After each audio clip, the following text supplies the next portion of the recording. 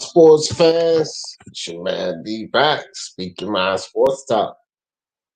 All right, Canelo Alvarez, man. Canelo, did Canelo force the zone into a pay-per-view deal? The same DAZN company that said that they were going to be responsible for the demise of pay-per-view. Is DAZN being forced into a pay-per-view deal? This Canelo versus Callum Smith fight? Is Canelo already flexing his muscle in boxing? Is this what's going on already? Brandon Nicholson in the building. What's good with your brother? Basketball back, Brandon Nicholson. Don't worry, I'm gearing up, fam. I'm gearing up. Raider, Brandon said, I don't know Diddy squad about boxing, but I had to drop by and show you some love. Hope all is well. Yeah, man, I'm recovering real well after surgery and everything, Brandon. But you're gonna see me back over there with my brother Lewis. They go Raider, he know a little boxing, but he don't know shit about basketball. Raider in the building. What's good, Raider? Hello, what's going on, my brother? Been a while, bro. How you doing? Wait, I got this on last week for AJ and then Canelo this week. Yeah, man, but I tell you what, I don't know. I'm not sure. DAZN,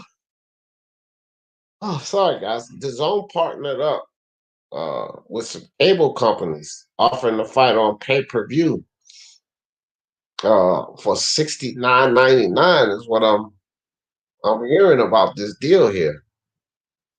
So, that would be kind of messed up for a lot of fans and everything. Y'all know that that actually did what he did here. He bought DAZN. The Urge bought DAZN for AJ and Canelo. Now, it's sort of like what I think the UK fans said Sky Sports or BT Sports does with them over there, where they still charge them the monthly fee, but then they gotta buy a pay-per-view anyway. I think it might be one of those things, man. I'm not even sure how it's gonna work out, fam. Let's see. Let's check it out here. The sports streaming company that predicted the demise of the pay-per-view boxing has taken on pay-per-view partners for its biggest boxing event in 2020. All right. BoxingScene.com confirmed that the headline by Canelo Alvarez and Callum Smith super middleweight title fight Saturday night at the Alamo in San Antonio will be made available via pay-per-view as well as through DAZN. Now, this is where it gets funny. If consumers purchase the Alvarez show through international cable operators, they watch 5 fights on the Alvarez card on their television and will receive a 4-month subscription to DAZN for a suggested retail price of $69.99. Oh, so I see how they're doing it. So it's going to be a pay-per-view fight, but instead of just getting a fight, you also get a 4-month subscription with DAZN.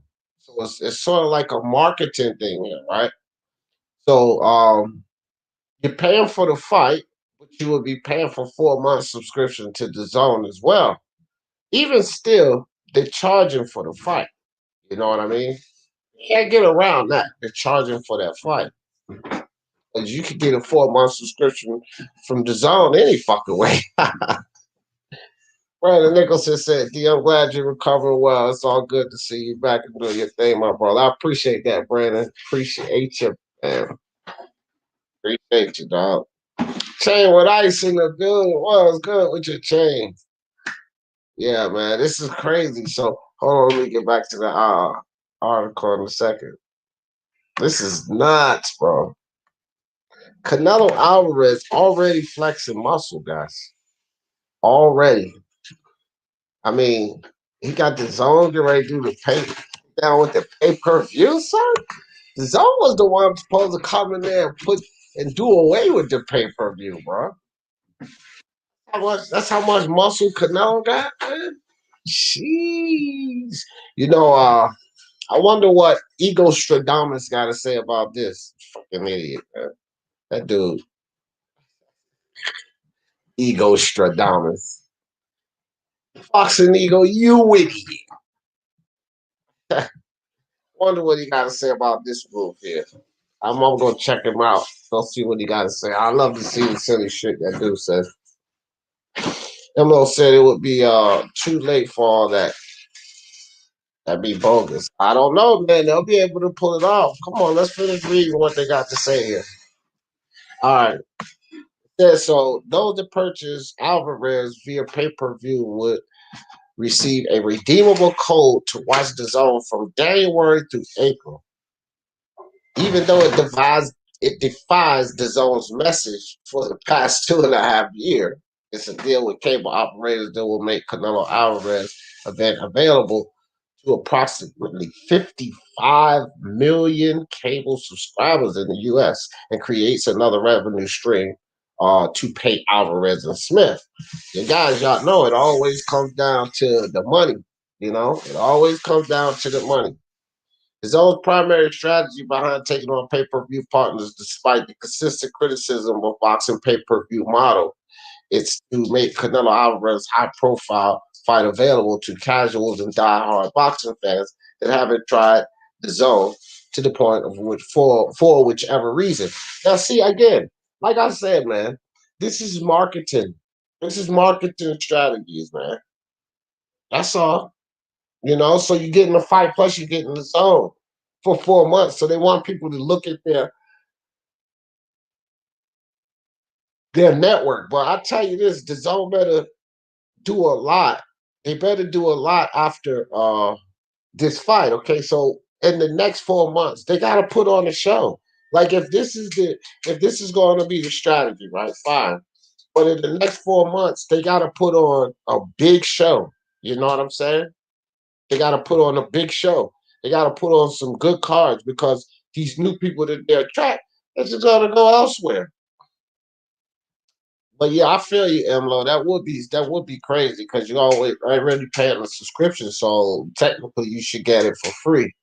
Ronald Finkley, what's good with your Jose? Yep, ass in the building. What's up, Jose? Carlos Mendoza, mi hermano. What's up? Joshua Littlejohn, what's up? What's up, Joshua? From the UK, Ronald said, we will be bugged out. Didn't Eddie Hearn say pay-per-view was dead? Yes, sir, he did. Yes, sir, he did. But Canelo's got that power, Ronald. You know what I mean?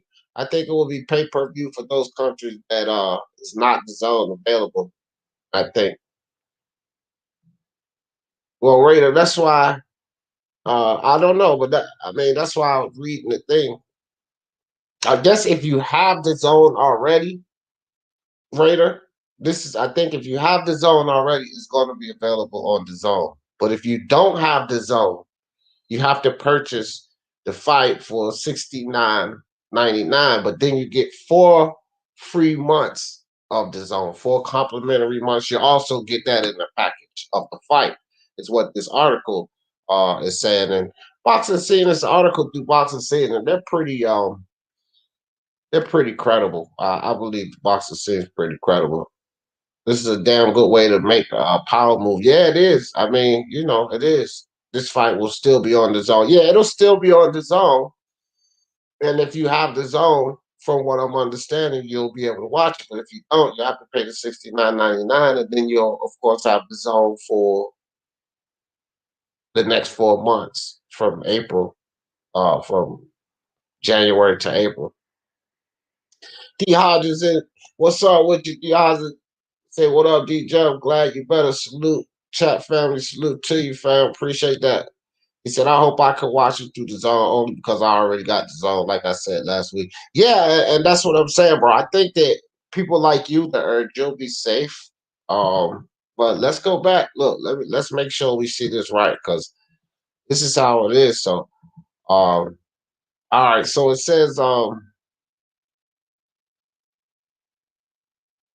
right, so Smith, okay, Canelo Alvarez versus Callum Smith title fight Saturday night at Alamo, San Antonio, Texas, will be made available via pay-per-view as well as through DAZN. Okay, so here it says, if consumers purchase the Alvarez Smith show through traditional cable operators, they can still watch 5 fights on the Alvarez card, and they will receive a 4-month subscription to DAZN. Okay, for the $69.99 that they're going to be paying for those that purchase Alvarez Smith via pay-per-view will receive a redeemable code to watch DAZN from January to April, even though it defies DAZN's message for the past 2.5 years. Its deal with the cable operators will make Canelo Alvarez Smith available to approximately 55 million cable subscribers in the U.S. and creates another revenue stream. So,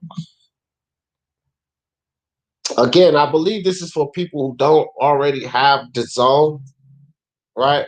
So they're doing a deal. So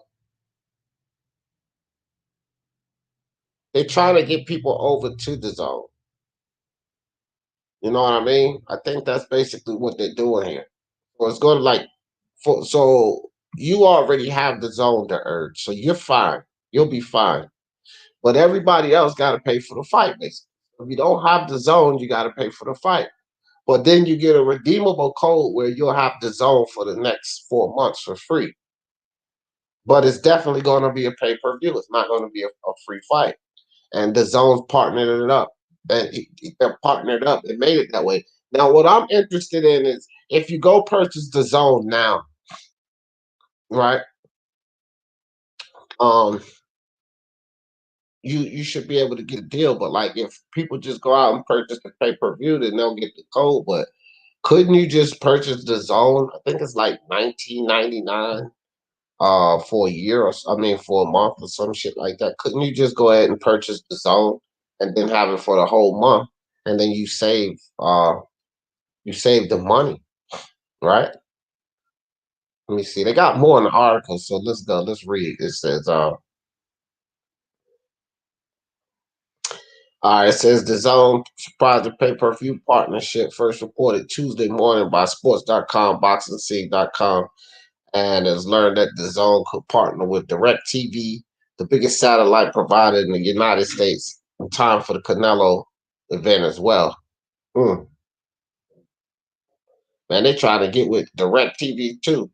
Says if viewers watch the Canelo Smith card on DAZN, the streaming service which Alvarez has partnered for his past 4 fights, it costs significantly less than the pay-per-view. Okay, so because it's $19.99, right? So significantly less than your pay-per-view. DAZN costs $19.99 per month in the United States, or $99.99 for 1 year subscription, which amounts to $8.33 a month. DAZN officially launched. Okay, that blah blah blah blah. That's not helping us. I'm just trying to see if you could buy it. Like, here you go. Start talking about Canelo's deal. Paid out wrestle with however would now $6. No, Alvarez is not contracted obligationally to the loan. And that's it, basically. That's what they're saying, guys. So I just assume this. If you have DAZN, or basically this is what the article is saying. If you have DAZN, right, you'll be able to watch it. But when the fight comes, you're gonna have to pay $69.99 if you don't have DAZN. But you will get a 4-month subscription. They'll give you a redeemable code. So basically, it's from January to April. You get to watch DAZN from January to April. So I think that it's kind of a smart move by DAZN, even though they been preaching against the pay-per-view model. Look, they still got to survive. It's business, fam. It's business. But that shows you also the power of Canelo. Is why we know that Joshua's a big ticket. It's why Canelo, he shifted the whole fucking network, fam. He sues him. Well, not sues him, but whatever. Has a lawsuit to get out of the contract. He gets out of the contract, goes back to do business with him, and then he forces their hand to go against their motto. Think about it. Fucking DAZN, man. I mean, Canelo.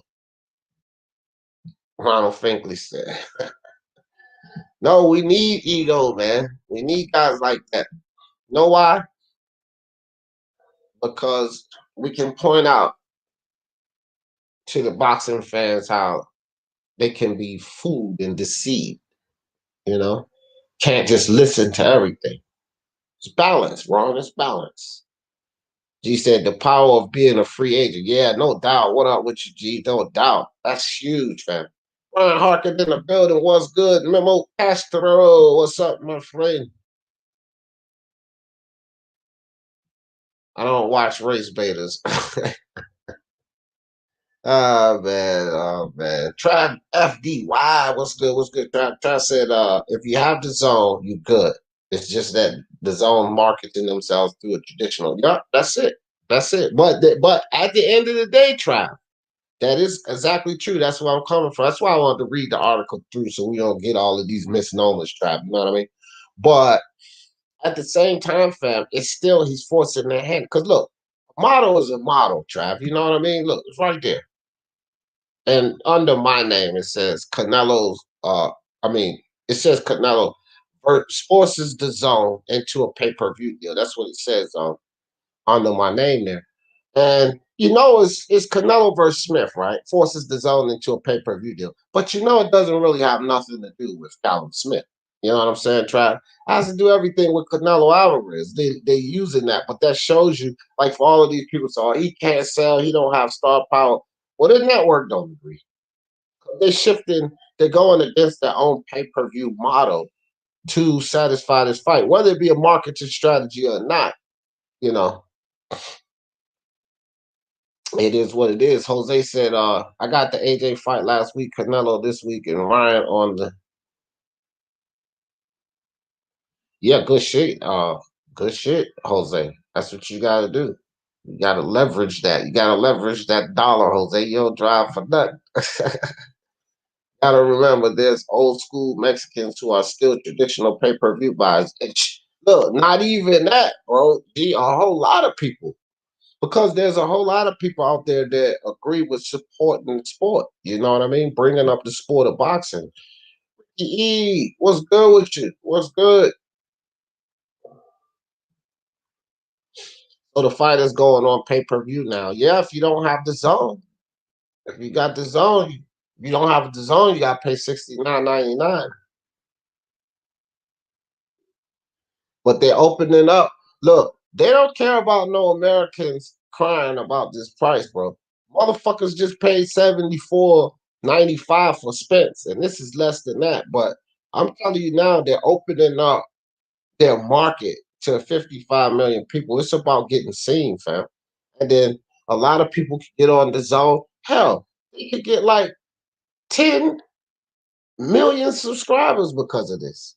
They know what they're doing, bro. And you probably got a lot of people now, especially if they listen to this, thinking, let me just go ahead and order the zone now. So it's a brilliant move if you think about it. But you fuck all if you wait till fight time. For the Facebook Prediction League, does the points start over January 1st? No, it's every 12 weeks is a season, Eric. We're in week 9. No, we're in week 10 now. We're in week 10, so we got 3 weeks left. But we're skipping Christmas. We're not going to be playing Christmas. There are no fights. There are no fights that weekend.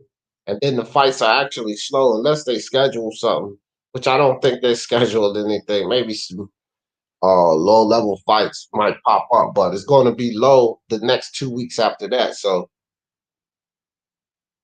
it's only a 12-week season. 12-week season.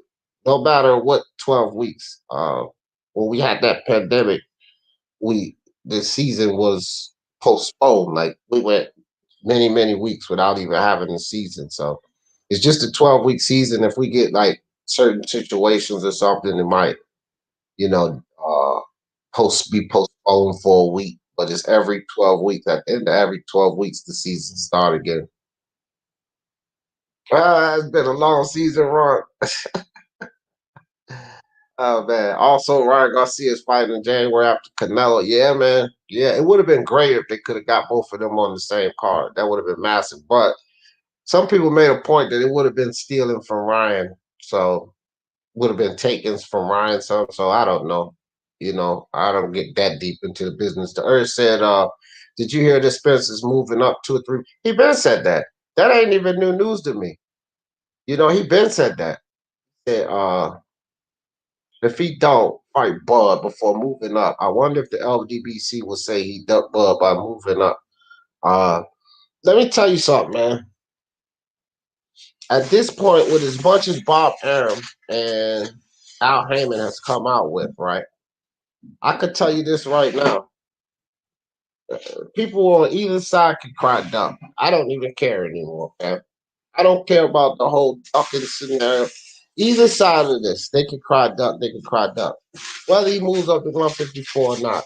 Well, I can guarantee you this. If that fight does not happen, it is because the suits. It's not because of Bud. It ain't because of Spence. It's because of the suits. At this point, I'm not going back and forth with all of this. This goddamn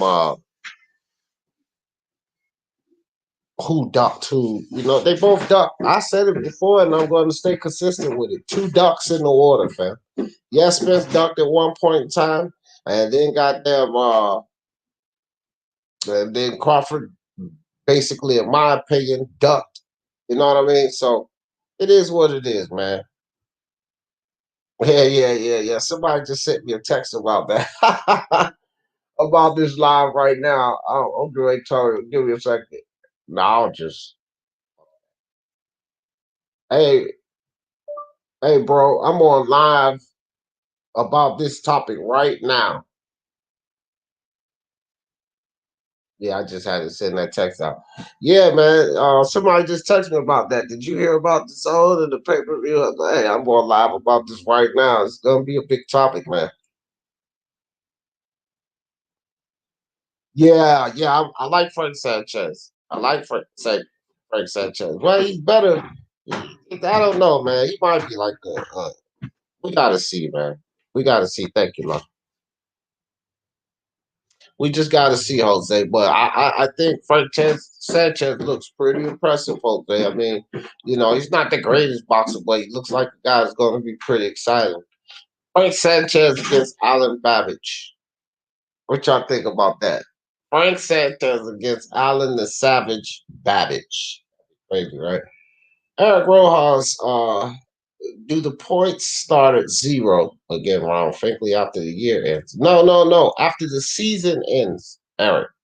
The season it starts. It's 12 weeks. So all right, say that week 12 ended on, I think the season is gonna end in 2020, if I'm not mistaken. Yeah, it's gonna end in 2020. We'll still be in 2020 when the new season starts.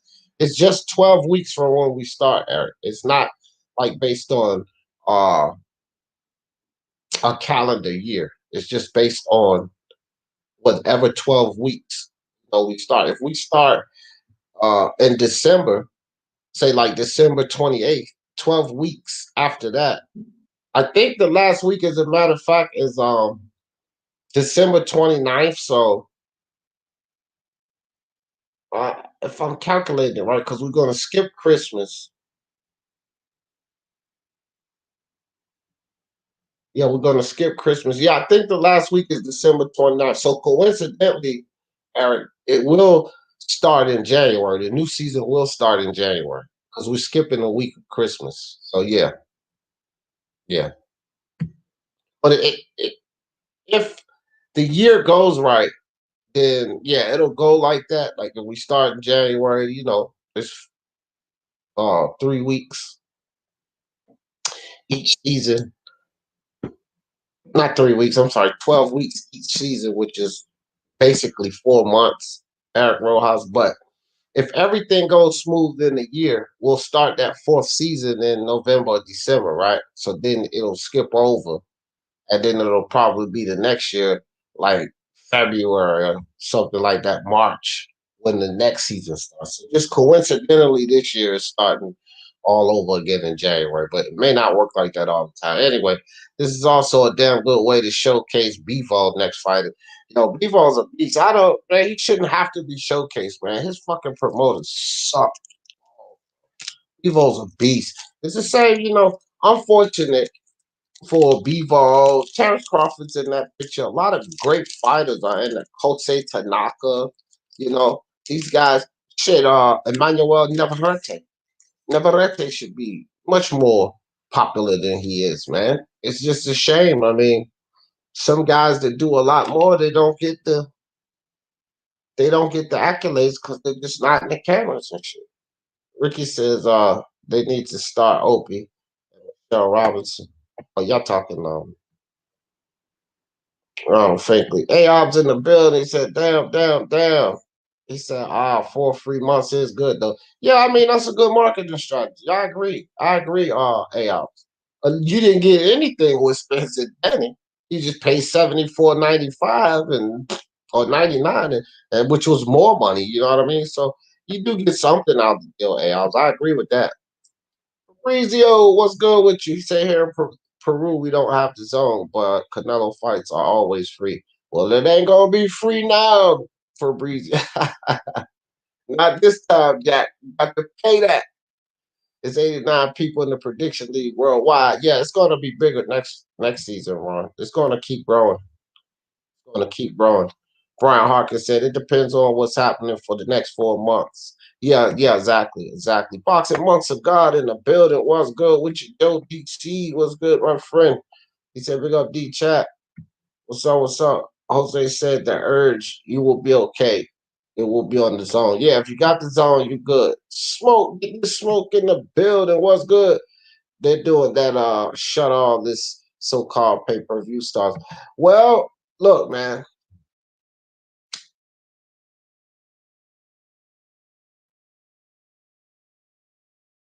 Okay, it may do that, and that would be fucking funny. And yeah, you know what, Memo? I'm glad you said that because we're gonna do it live. Because I think that Canelo will do massive numbers, and then all of this Tank Davis and Errol Spence and these little numbers that they're doing. Hell, even it could probably surpass Joshua Wilder, right? It does shut down a lot of that, right? The zone, and then think about this: the first fight that the zone partners up with pay-per-view, they do more than those guys. Man, that's going to make a statement. That will make a huge statement. I don't know if they did it for that purpose, Memo Castro, but the damn show, we're going to damn show pop alive and talk about that because I think that this will pass all of those numbers. I think it could potentially get up there around, I don't know, that might be far fetched to get up there around Wilder and Fury because we're in this pandemic, but it could possibly because this is Canelo, man. And then he's fighting Callum Smith. Remember, Callum Smith is UK, so it's a international type thing. So we don't know, man. We have to see which Fury was too, but we'll have to see. Yeah, he's got some smart business partners, G. Alvarez Promotions is on off and running, bro. So Canelo is basically trying to maximize his money. The zone still got to compete with ESPN, Fox, and Showtime for Canelo since he ain't locked into that contract. Exactly. That's exactly right. They setting up for AJ Fury pay per view now. Yeah, AIs, you know what I mean? Same trick, same trick. And AIs, look, it works perfectly, right? Too, because uh, this where it works perfectly, right? Because they give you the free subscription for this, which lands from January to April. We know that Joshua and Fury will happen after that, right? So now they can run the same game again and give out 4 more free months on that fight. You know what I'm saying, AOps? Yeah. Yeah, I see it. I see it coming, AOps. Yeah. Canelo Smith pay-per-view, buy or sell. Smoke. Who by top 5 guys? Spence, Canelo, Tyson Fury, Teofimo Lopez, and Jermell Charlo. I bought Errol Spence's. I didn't buy Charlo's, I won't lie. I did buy Errol Spence's, so yeah, I'm gonna probably buy Canelo's too. Tell you the truth. I'm gonna support my fighters, man. I want to support my fighters. That's all I can say. I'll be glad when GGG is forced to fight someone. Yeah, man. You know, I put that on DAZN and Eddie because look, they signed him to that deal, right? They signed him to that deal, so they need to find him a marquee fight. It's just like anybody else. GGG is like anybody else. You know, everybody outside of Anthony Joshua and GGG, everybody outside of them in boxing right now, um, they need the right dance partner. Even Manny Pacquiao. Manny Pacquiao is going to sell, but let's say if Manny Pacquiao went and fought Sergey Lipinets, he ain't going to sell like he'll sell if he fight Mikey Garcia or Errol Spence or Terrence Crawford. So even he needs a dance partner, right? Anthony Joshua and Canelo, because they're fighting the best. So whoever they fight is going to be pretty much a marquee name. They don't need the dance partner. Those guys need them.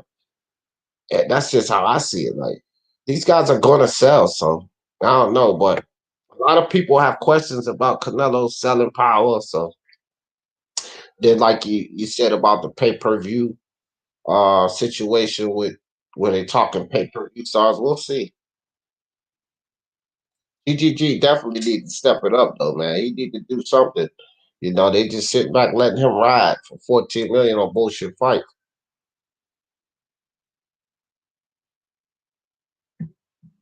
Say, what's the business? That game in the building was good. That game. Damn direct TV, that's huge. Yeah, Wood State real. D Jefferson the wild boy. You too, Wood. You a crazy motherfucker, man. Wood got some crazy videos. Y'all check out Wood State Real TV. That dude got some funny ass videos. He got one up there about me too. That shit funny as hell, dog. I'm telling you. If y'all ain't seen it, go check it out. Look at this nigga, man. You know, damn Puerto Rican.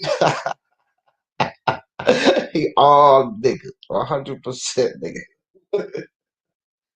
Wood funny as hell, man. I ain't even gonna lie. That video was hilarious, bro. I ain't gonna lie, Wood. I like that shit. He said, I can't see that market for America and Mexicans. Uh, why not, Ron?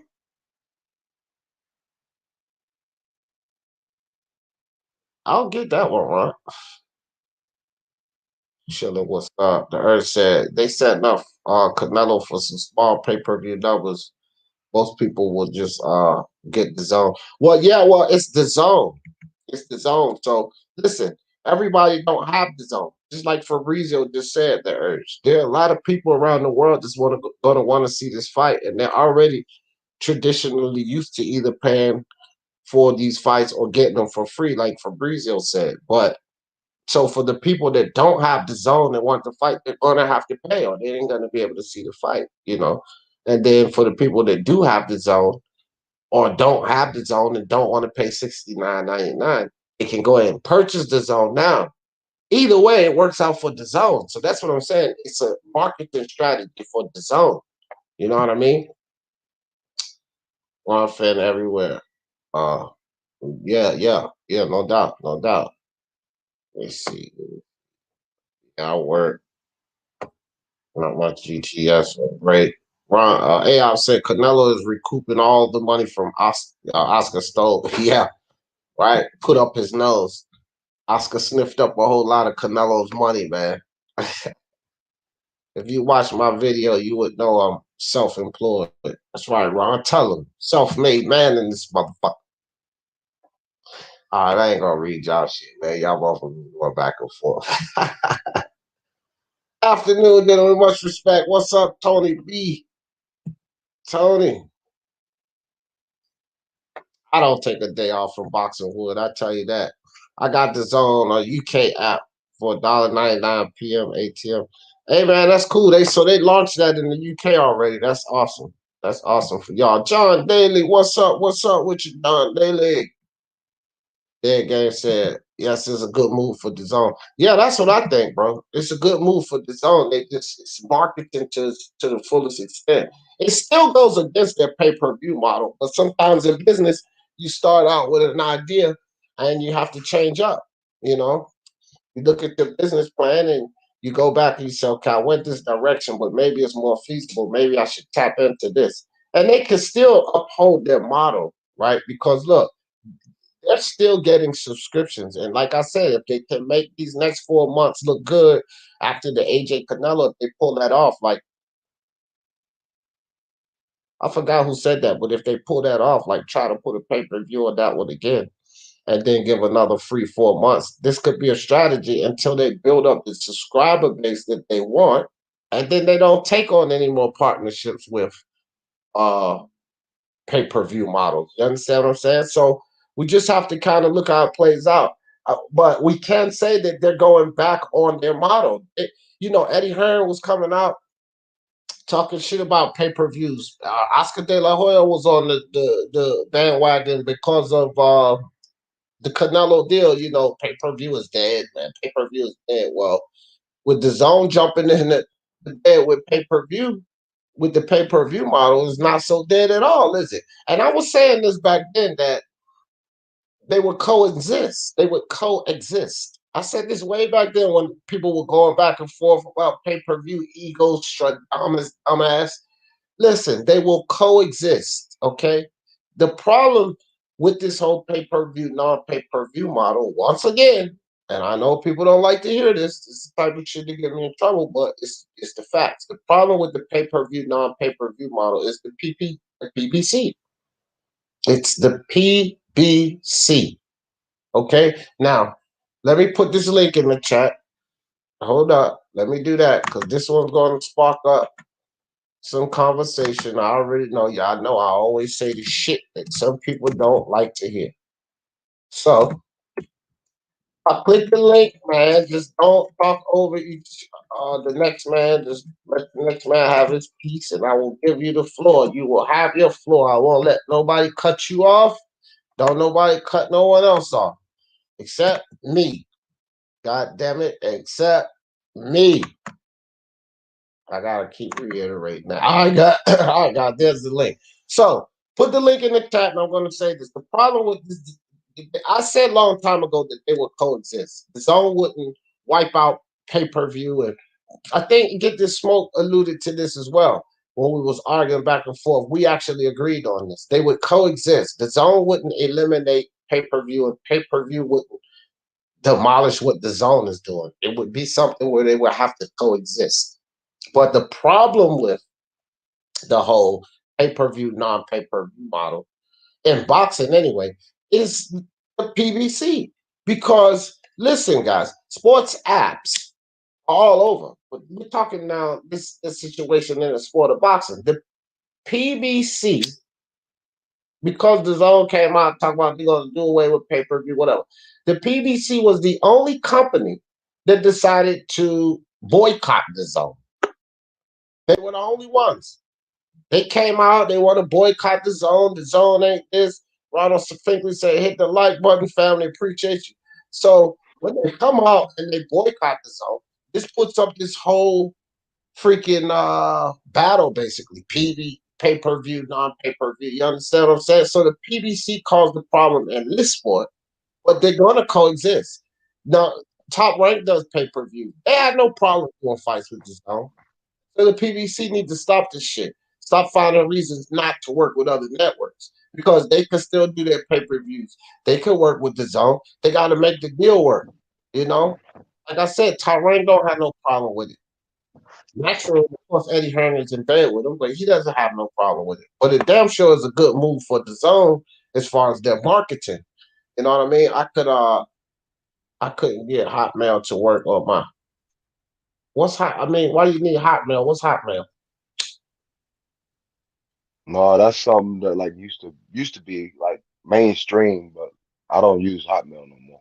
Oh, I don't even know what the fuck it is, bro. I just got into social media like a year and some change ago when I started this channel. I wasn't even involved in social media, just LinkedIn, and that's it. I didn't even No, Facebook page, yo, none of that.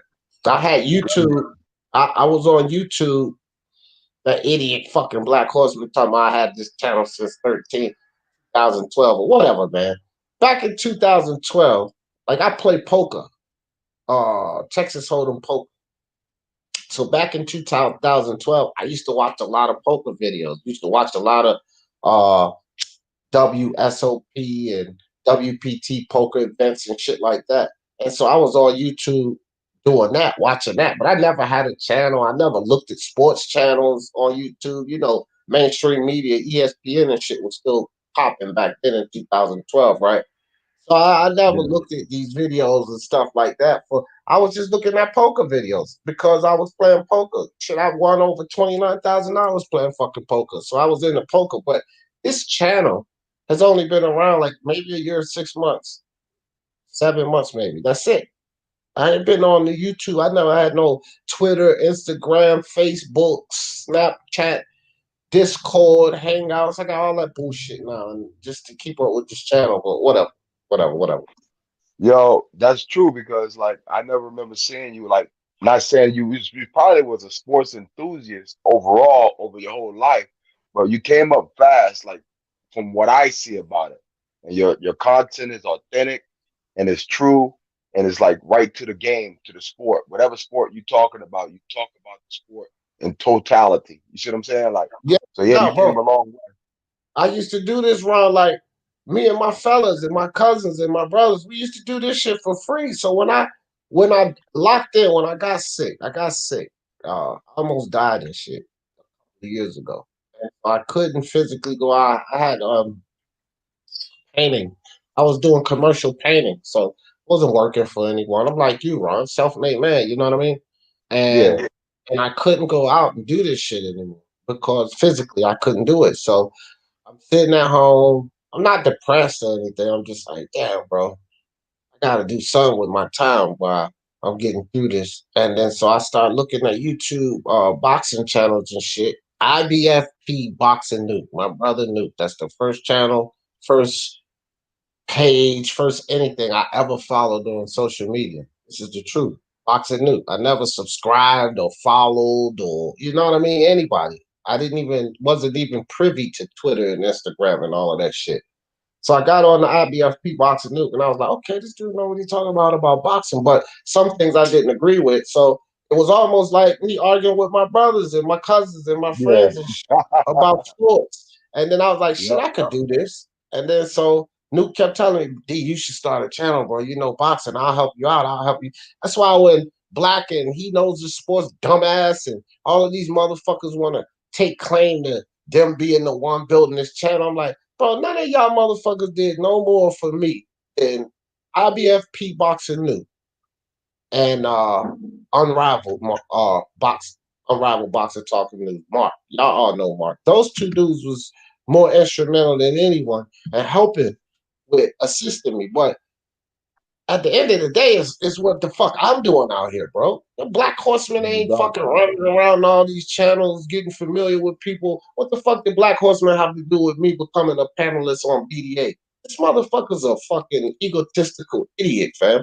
Like all of I'm these gonna people, I'm gonna they leave that can't. I'm gonna leave that alone. But you're right about Mark. I've been knowing him for 5 years, bro. That dude Yeah, is bro, that dude decent. helped me out big time. A lot of ways. IBFP helped me out the most. Being Mark and Rob. You know what I Yeah. mean? Even DT3 Boom helped me out way more than Black. Black didn't. I helped Black out more than Black helped me out. That's a fact, fam. Regardless of what Black egotistical ass think, because here's the truth, Ronald.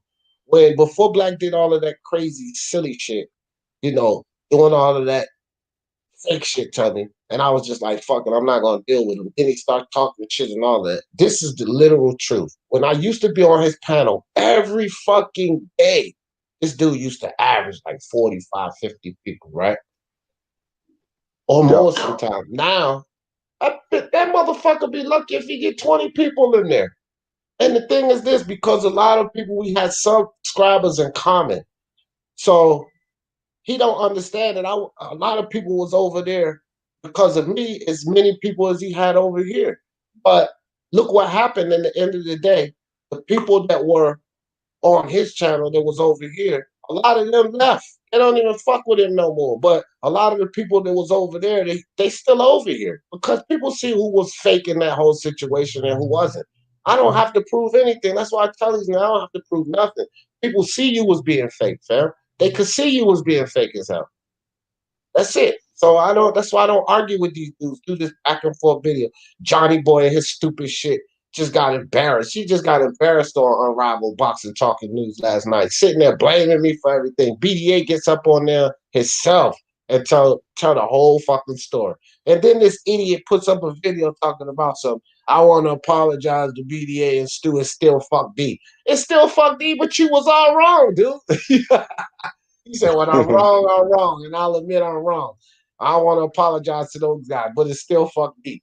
It's still Yo, I fuck stay D. out of that shit. I stay out of that shit. I know you and BHP gonna figure Yeah, this yeah, out. yeah. I don't expect anybody to get out Yeah. of it, to get into it. No, But I here's feel the thing, you. No, Ronald. I feel you. I ain't into it. Because I told Johnny Boy on fucking March Live, I said, Johnny Boy, tell the truth. What the fuck have I been doing to you since I put that video out that you claim is about you being a racist, which is not. The live is about me No, I heard apologizing that. to Speak Your Mind sports talk community. And people came on the panel. I was like, no, this ain't no Johnny Boy Bass session. This is me apologizing and not allowing toxic people coming into this environment. And Johnny Boy was toxic, bro. He was causing all kind of shit in the chat. Y'all remember? He come on the panel saying all this nigga shit and this stupid shit out of his mouth. He was toxic for the environment. So the reason he got kicked off of BDA is for the same toxic nature. The reason Rap Star don't want him over there is for his same toxic nature. But this nigga keep running around blaming me for everything because I'm on these panels. I'm not an idiot like you, bro. Stop being a No, I fucking feel you. idiot. And And I then respect that. people, I so respect it's not, he keep blaming me for everything, even that video. He the only one who put up videos about me. I don't do back and forth videos. Bruce Wayne put a video up that. No, I about don't do that me. shit Did I either. do back and forth videos with him? No, Black didn't do black back and he knows his sports. Didn't do it with him. Fucking Precise that's over there on the BDA panel. He got a video up about me. Didn't do videos back and forth with him. My man right here, Wood. Wood is my dude. Wood put a video up talking shit about me. I ain't do the back and forth videos about him. Because here's the thing. I don't do back and forth videos. Click this Yep. motherfucking link and come get this smoke. That's Real all you life. gotta do, fam. That's what I do. That's, I'm not gonna that's fucking real waste life. my time editing. You know how long that editing shit take? Like 3 hours, 4 hours sometimes. And if you do an Yo, extensive video, I wish a it can take you motherfucker some would try to shit. call me a backup dancer. I just know good content when I hear it. That's me. It ain't no backup Yeah, shit. I'm just a oh yeah, motherfucker. IOTBA is another clown. That backup dancer shit, man. I don't need how much do y'all over here? How much y'all hear me? Y'all ever heard me put a live up about Nuke or clamor on and on about Nuke? I might mention them, but bro, I'm not even on Nuke's like Mr. Two Hands and Nuke do the eviction notice. They got a collab together. If I'm so much of a backup, I would even have a collab or something with IBFP. We don't even have a collaboration. That's just my dude. That's my bro. That's it, man. This nigga don't understand that. Like, I don't care about all of this shit these guys say, bro. A lot of that shit is funny to me. I like Wood's video he did about me. Monty Brown did one. I liked his shit. Told him that shit was funny. Precise, the video I was talking about. I liked his shit. Told him that shit was Yeah. funny. I don't care Yeah, about I none of go that. to yeah, I go to Woods channel. I go to certain people's channel because that's what it is. It's like if your content kind of gets an attention of a person. Hey man, Right. that's cool. But I'm on the boxing shit mainly. I love you did that live commentary the other night on those fights, man. Dog, I was full, bro. I was done after that night, yo. I watched so much boxing that night. I Oh was man, we good, had a man. good time that night, fam. That's all I'm Yeah, getting ready to start doing this like on a weekly basis because um I got a lot of guys that drive truck. Jose Yepes is one. Sometimes he be on the road, so you know the blow by blow commentary. They can hear what's going on. But I got a lot of people that work overnight, like they're not in this country, but when the fights come on, like the fights here, they're working now at work, so they got their headphones in and they're listening. So I'm gonna start doing it more consistently so that it can, support those guys that's in the Speak Your Mind Sports Talk family that can't be at home for the fights, but they still want to know what's going on. You know what I mean? So it's no doubt. Raider. Yo, What's up with you, when I'm Raider? out and about, oh yeah, Raider. Go ahead, Raider. What's good? Yo, what's up, my boy? How's it going? It's cracking. Same old dog. You know. Oh yeah, that's good. That's good. Yeah, man. The Canelo fucking thing. So what's gonna be pay per view then for people probably that don't have the zone, probably, huh? Yeah. So here's how it works. So if you have the zone already, right, you get the fight. Just that simple. But there's a lot of countries and places that don't even They don't have the zone because the zone just launched in the UK, right? So for the people that don't have the zone that have the cable network, they're gonna have to pay for this fight, but they get a voucher for 4 months free of the zone from January to April. So that's how they're doing it. But it's going to be $69.99. So for the people who are privy to the zone or have the zone, they're going to be able to get it for $19.99, or if they already have it, right? But see, I think that this is just a way for the zone to drive up their subscriptions, because there are going to be a lot of people that, where the zone is launched at, they're going to be buying the zone now, because who the fuck would pay $69.99 when they could pay $19.99 and then have it for the whole month and end up catching the Ryan shit and all of that, right? Why would they do that? The Yeah, zone I could already hear people saying, "Oh, look, Canelo only did 40,000 pay-per-view buys." No, I think he's going to do massive pay-per-view buys. No, I know, but I mean, think about it. Everybody that has the zone already is going to be able to watch it for free, so they don't have to buy a pay-per-view. I mean, that pay-per-view buy, it shouldn't do a lot of pay-per-view buys, because all you got to do is just get the zone. That's it. I think it's going to do a lot. I bet you it'll do more. I'm thinking I know it's going to do more than everyone's, I think, rated besides Fury and Wilder. No, dude, it's not even going to do 100.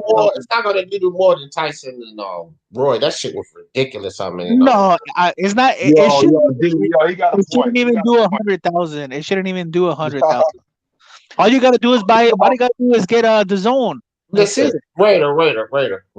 Look, let's think logically about this. All you really have to do is stream these motherfuckers, right? But still, they're making pay-per-view buys. There are a lot of people that's willing and ready to support boxing.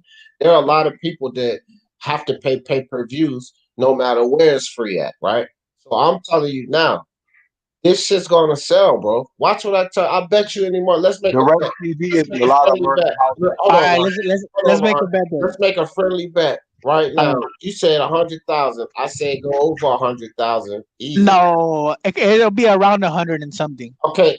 You say over 2. I'll say less than 2. Look, if you say 200, you want to make 200 the number? Yeah, 200. All right, let's just make it because I don't gamble, bro. So let's just make it $10. $10. All right. I'll cash app you or PayPal. Yo, that's cool. I want to know that bet. Well, where you going, Ron? You going over or under 200? I'm gonna say under 200.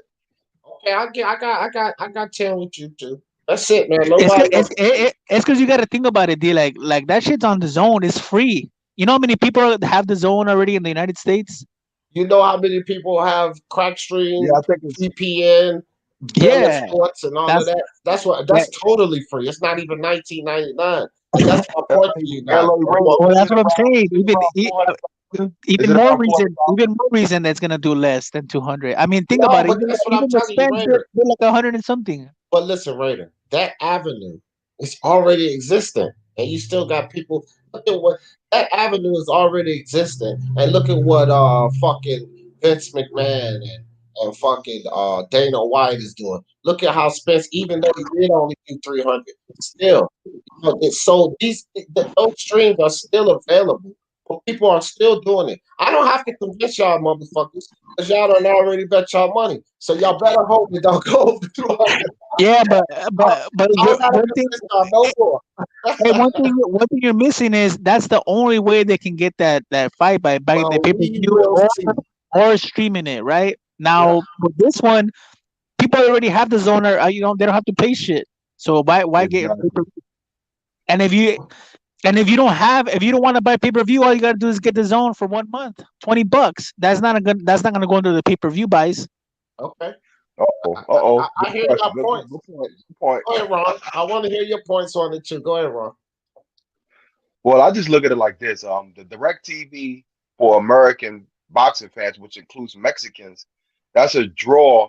So they made a good play on like saying they're gonna probably try to implement direct TV in that DAZN market. So I can see the Mexicans who really like Canelo buying pay-per-views. So I don't think it's going to do over 200,000, but I do believe it's going to make a mark on that whole situation. So I'm going to ask y'all this. What about guys like Fabrizio just put in the, hey, boxer, what's good with you? It could be if you don't have the zone AA boxing, you're gonna have to pay-per-view.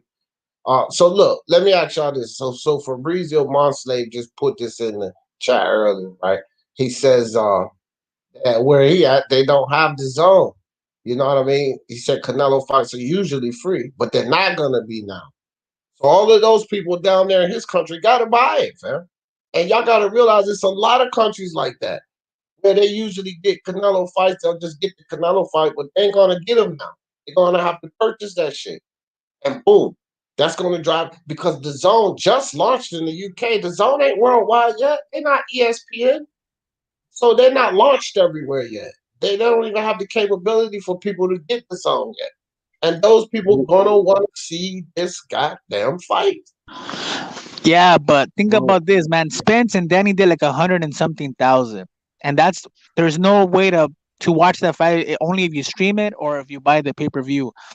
This one has this one. If you have the zone, you don't got to worry about it. You know, say I'm new, right? Say I don't have the zone, I don't have shit, and the homie tells me, "Hey, watch this fight, this Canelo fight coming up." How do I watch it? You're like, okay, pay per view, or you can get the zone for 1 month, $20 or $70. What am I gonna pick? Yeah. The $20. And $20. Exactly. That's what I was just saying earlier. I just said that earlier, Raider. I just mentioned Yeah. that point earlier. I said a lot of people because I was talking about why the zone would do something like this. When they came out, they came against the pay-per-view model. Everybody knows they were dead. They talk about putting pay-per-view in the dirt and all of this, that, and the third, and whatever. Yeah. You know all that shit Eddie Hearn was talking. So now it's Mhm. basically like hypocritical because now they're getting in bed with a pay-per-view company, right?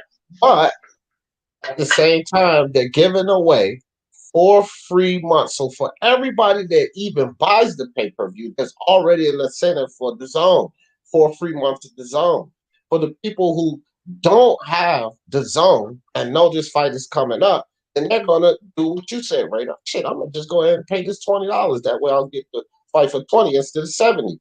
But for all the people that still want to fight, they either procrastinated or don't have the zone launched in their company, they're going to buy. And I don't want to hear shit about no Errol Spence being the star that Canelo is. I think even with these other avenues, Canelo still outsells Spence. He still outsells. Yo, you know what And I the, don't the understand the though, only D? other Why did way, Canelo give up Cinco de Mayo? Like that's what I don't understand. Like No, that's hey, I didn't Ryan. give Ryan got that date. But go ahead, hey, Raider. the only other way that I could see like buying the pay per view instead of getting the zone, say like through Direct TV or something, is if you don't have a Fire Stick or something like that. You know, where you can't get an app on your TV. You gotta Yeah. you I'm not gotta even looking at those avenues though, Raider, because what I'm saying is those avenues already exist. All of those yeah. streaming fires, those avenues already exist. So those people that have that or use that Raider, they're gonna use that anyway.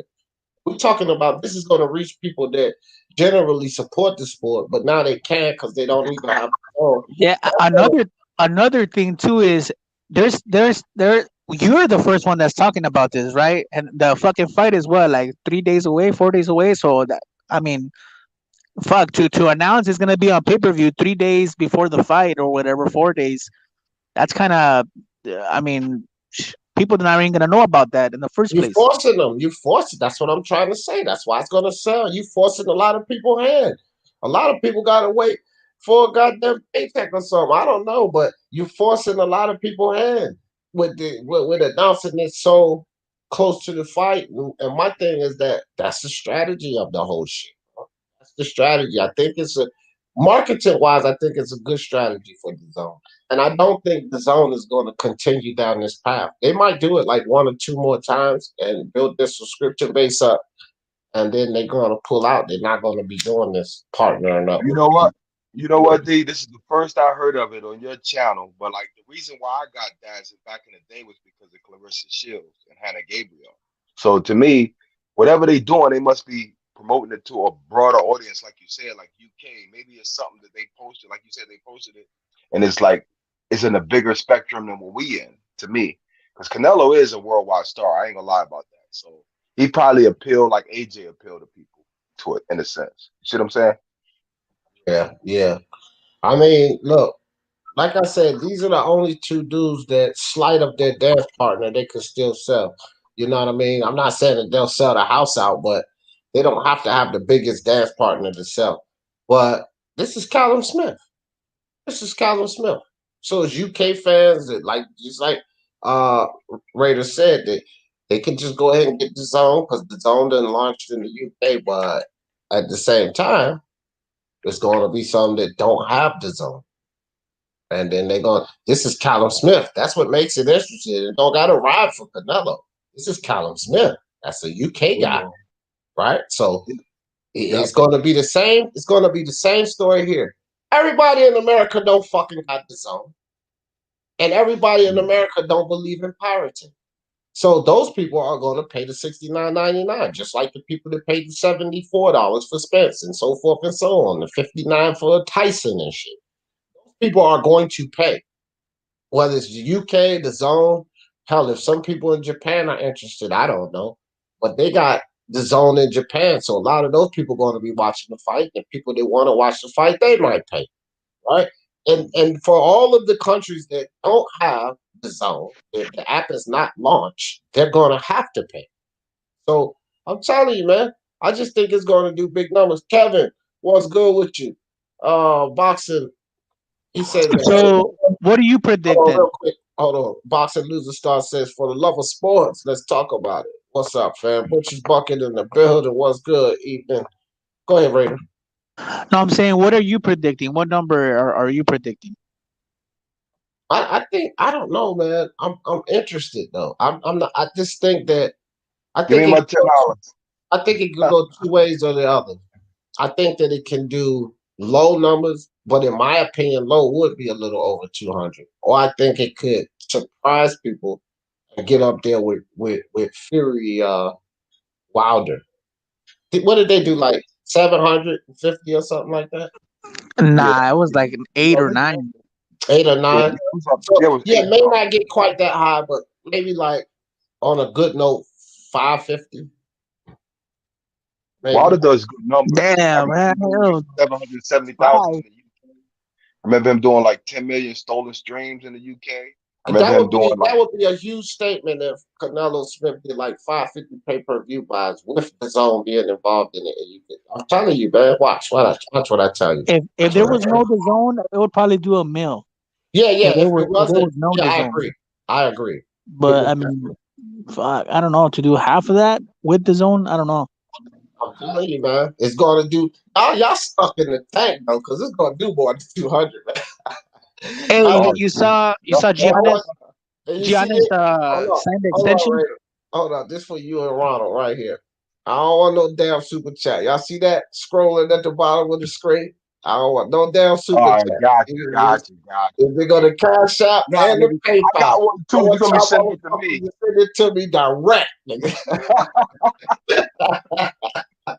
YouTube ain't You getting got no that, cut in bro. this That goddamn happened. chat. You gonna be wrong this time, D. That's all right. They're gonna cash out for you. $ and speak your mind sports talk.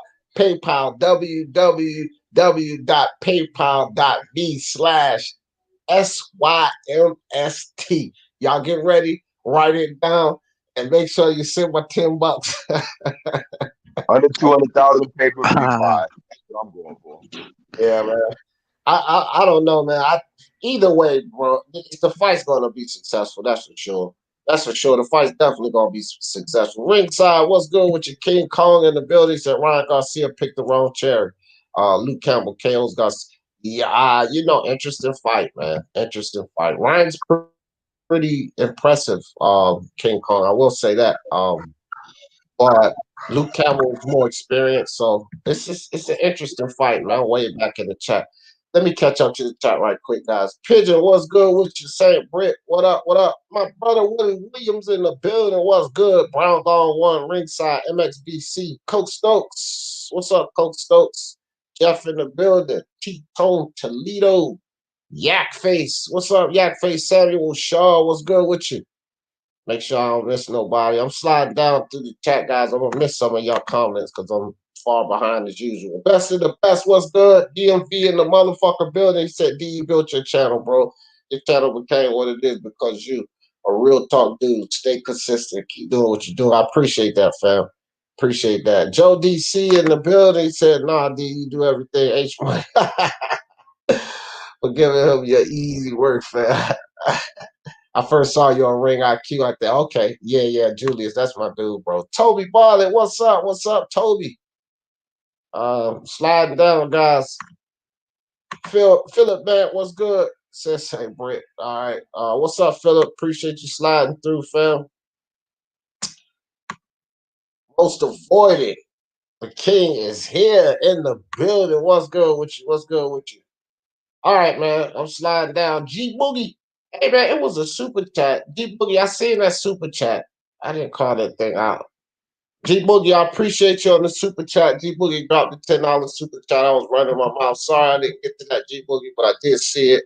I do appreciate you, bro, for that. Scott Brown in the building. What's good? He said, yeah, I had some pics with Tony and Watson. The armbar. Okay, y'all talking UFC. All right. I got you. All right, Cole, what's good, brethren? All right, Cole in the building. Man, Crow, what's up? What's up? Joe says the pay-per-view is to introduce the zone to people that don't have it or understand it. If you have the zone, you won't need to buy. Yeah, exactly, Joe. Exactly. What up? What up, Mo? Mo Boxing in the building. Used to be P Boxing. Now he has revamped. It's like Prince. The question mark. Yeah, 4 months. It's 4 months, Joe. It's from January to April. But yeah, you do get the voucher for the free subscription to the zone for 4 months. So again, it's going to bring attention to the zone. That's it. Shout out to Joe Lacensi. I see him everywhere. It's going to turn out great, man. I think it's going to be a good fight. I got Canelo. I haven't decided, man. I haven't decided. It's 8 through 10 right now is what I'm thinking. 8 through 10. I think Callum gonna give him some problems. Callum Smith is gonna come in there and he's gonna fight, gonna make a fight of it. Or I believe Canelo's gonna break him down, man. He's gonna work that body and get Callum to start getting into that high guard, tucking those elbows, and might even be another Kovalev situation where he feint to the body and come over the top and get Callum in trouble and you know put him away. But I'm thinking like maybe 8 to 10. I just haven't decided which round yet. But Canelo's upper body movement is second to none, right? And he's not extending a lot of energy when he does it. He's utilizing his hips and his legs and his torso to get away from shots, and then he'll just step outside the pocket. And that's basically what he's going to do to Callum Smith all night. He has an exceptional high guard as well. And so we've seen John Ryder, which is the same size, height, dimension as Canelo. We've seen John Ryder get there on the inside of Callum Smith and work his body. The difference between John Ryder and Canelo is elusiveness. John Ryder doesn't have the level of defense that Canelo has. And this is going to cause Callum Smith a problem. So I'm thinking Canelo get in there, like I said, break him down. Callum Smith is a lot more durable and dangerous than a Rocky Fielding. So that's the problem that he's going to present to Canelo. But he does have that tall, he's taller than Fielding. So he has that tall height and stature.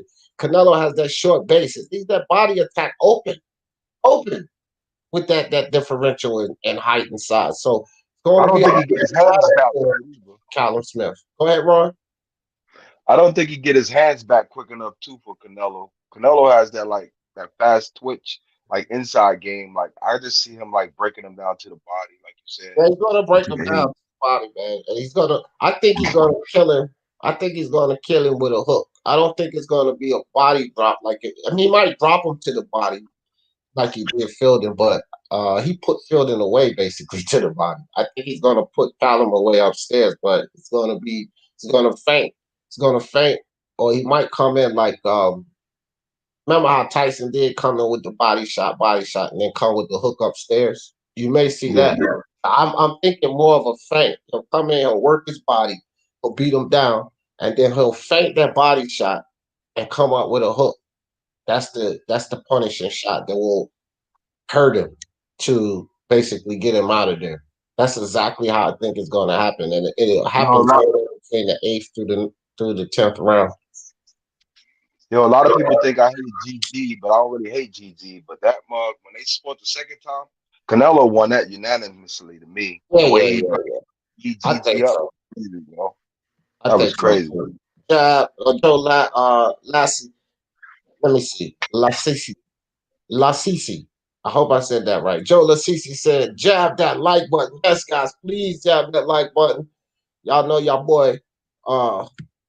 He is on YouTube Punishment. He said, "Introduced at 69.99." That's a hell of an introduction, ain't it, man, Crawl? Killer, what's up, Killer? Has anyone dropped Smith before? I'm not sure. Where my UK fans at? Mo Boxing. You from the UK? I know you still learning boxing, but you in the UK. Has Smith been dropped before? I don't think so, Killer. But Killer, Smith ain't fought Canelo before neither. Tony was in Khabib's head.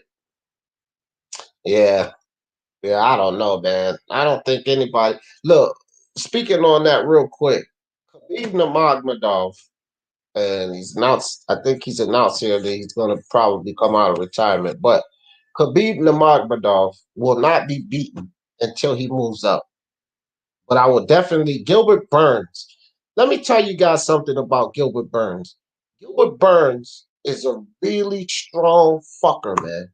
And he has a really fast overhand right. I mean extremely fast overhand right. Too fast for Khabib, in my opinion, because Khabib's not the greatest defensive fighter with the striking. But here's the thing with Gilbert Burns. He's terribly strong. See, Khabib is down there at 155 with these guys. He's stronger than these guys. He's stronger than all of them. I don't know if he pushes and mauls Gilbert Burns around like that because Gilbert Burns is a master jiu-jitsu specialist, right? Grappling and wrestling is a constant, consistent battle. And Khabib, he ain't gonna muscle Gilbert Burns. And he can get fucking submitted in so many ways by Gilbert. Gilbert could submit you from the bottom. You know what I mean? He's an excellent jiu-jitsu specialist. That's one guy I think could be Khabib if he moves up. Definitely Jorge Masvidal. At all the tools to beat Khabib. He's an excellent grappler. Kamaru Usman, Khabib ain't muscling or out wrestling this dude, bro. He damn sure ain't gonna outstrike Kamaru Usman. So Khabib, he'll run the 155 division. No one can stop him there. But if that cocksucker moves up to up there with Usman and them, if he moves up that weight class, he'll get beat. I'm pretty sure he'll get beat. But I don't see anybody. Look, he demolished Justin Gaethje, man. He demolished Yo, Gaethje. y'all losing me on the UFC, so I'm gonna go back in the chat. No, I'm getting off of that, Ron. I just wanted to speak on that. I'm getting off that UFC shit.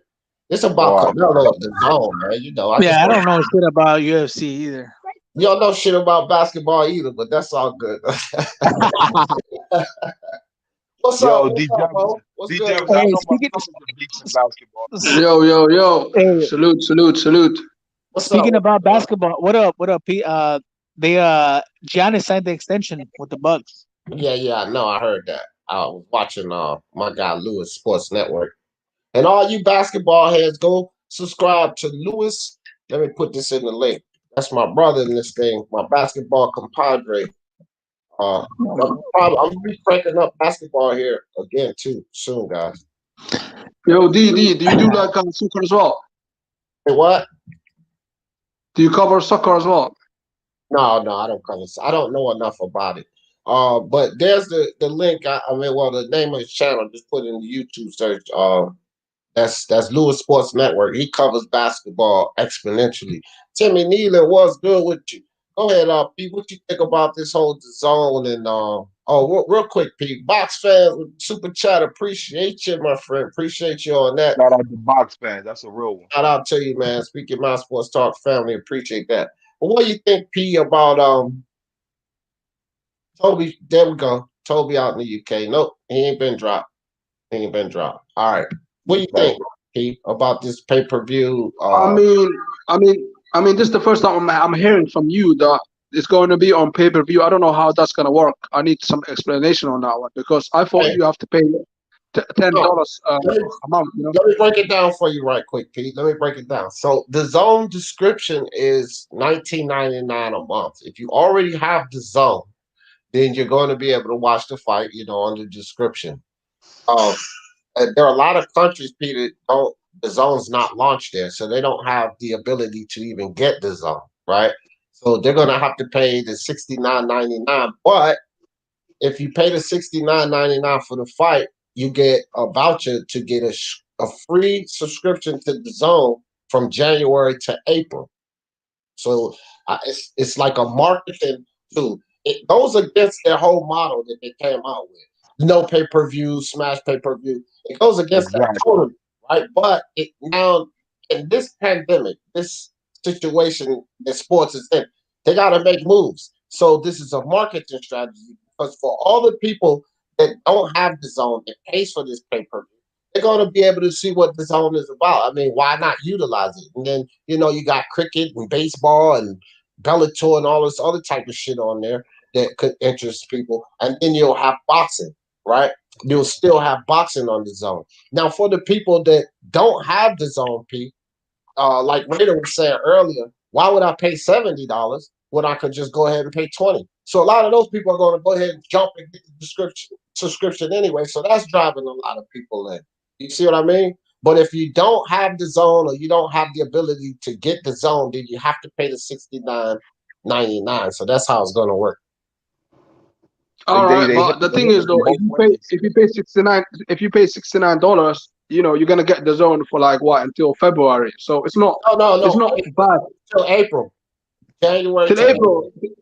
Till April. So that's not a bad deal because I paid £25 the other day for AJ's fight, and that was just a one-off payment, and that's about $40 in the US money. So at the end of the day, to me, if you're a fan of Canelo, why not pay that money? Because at the end of the day, that's your favorite fighter, and I'm sure a lot of people are gonna pay whatever it takes to pay to watch their favorite fighter. So I don't have no beef on that one. I just don't like the zone because I believe the zone, they messed up a lot of good fights. Yeah.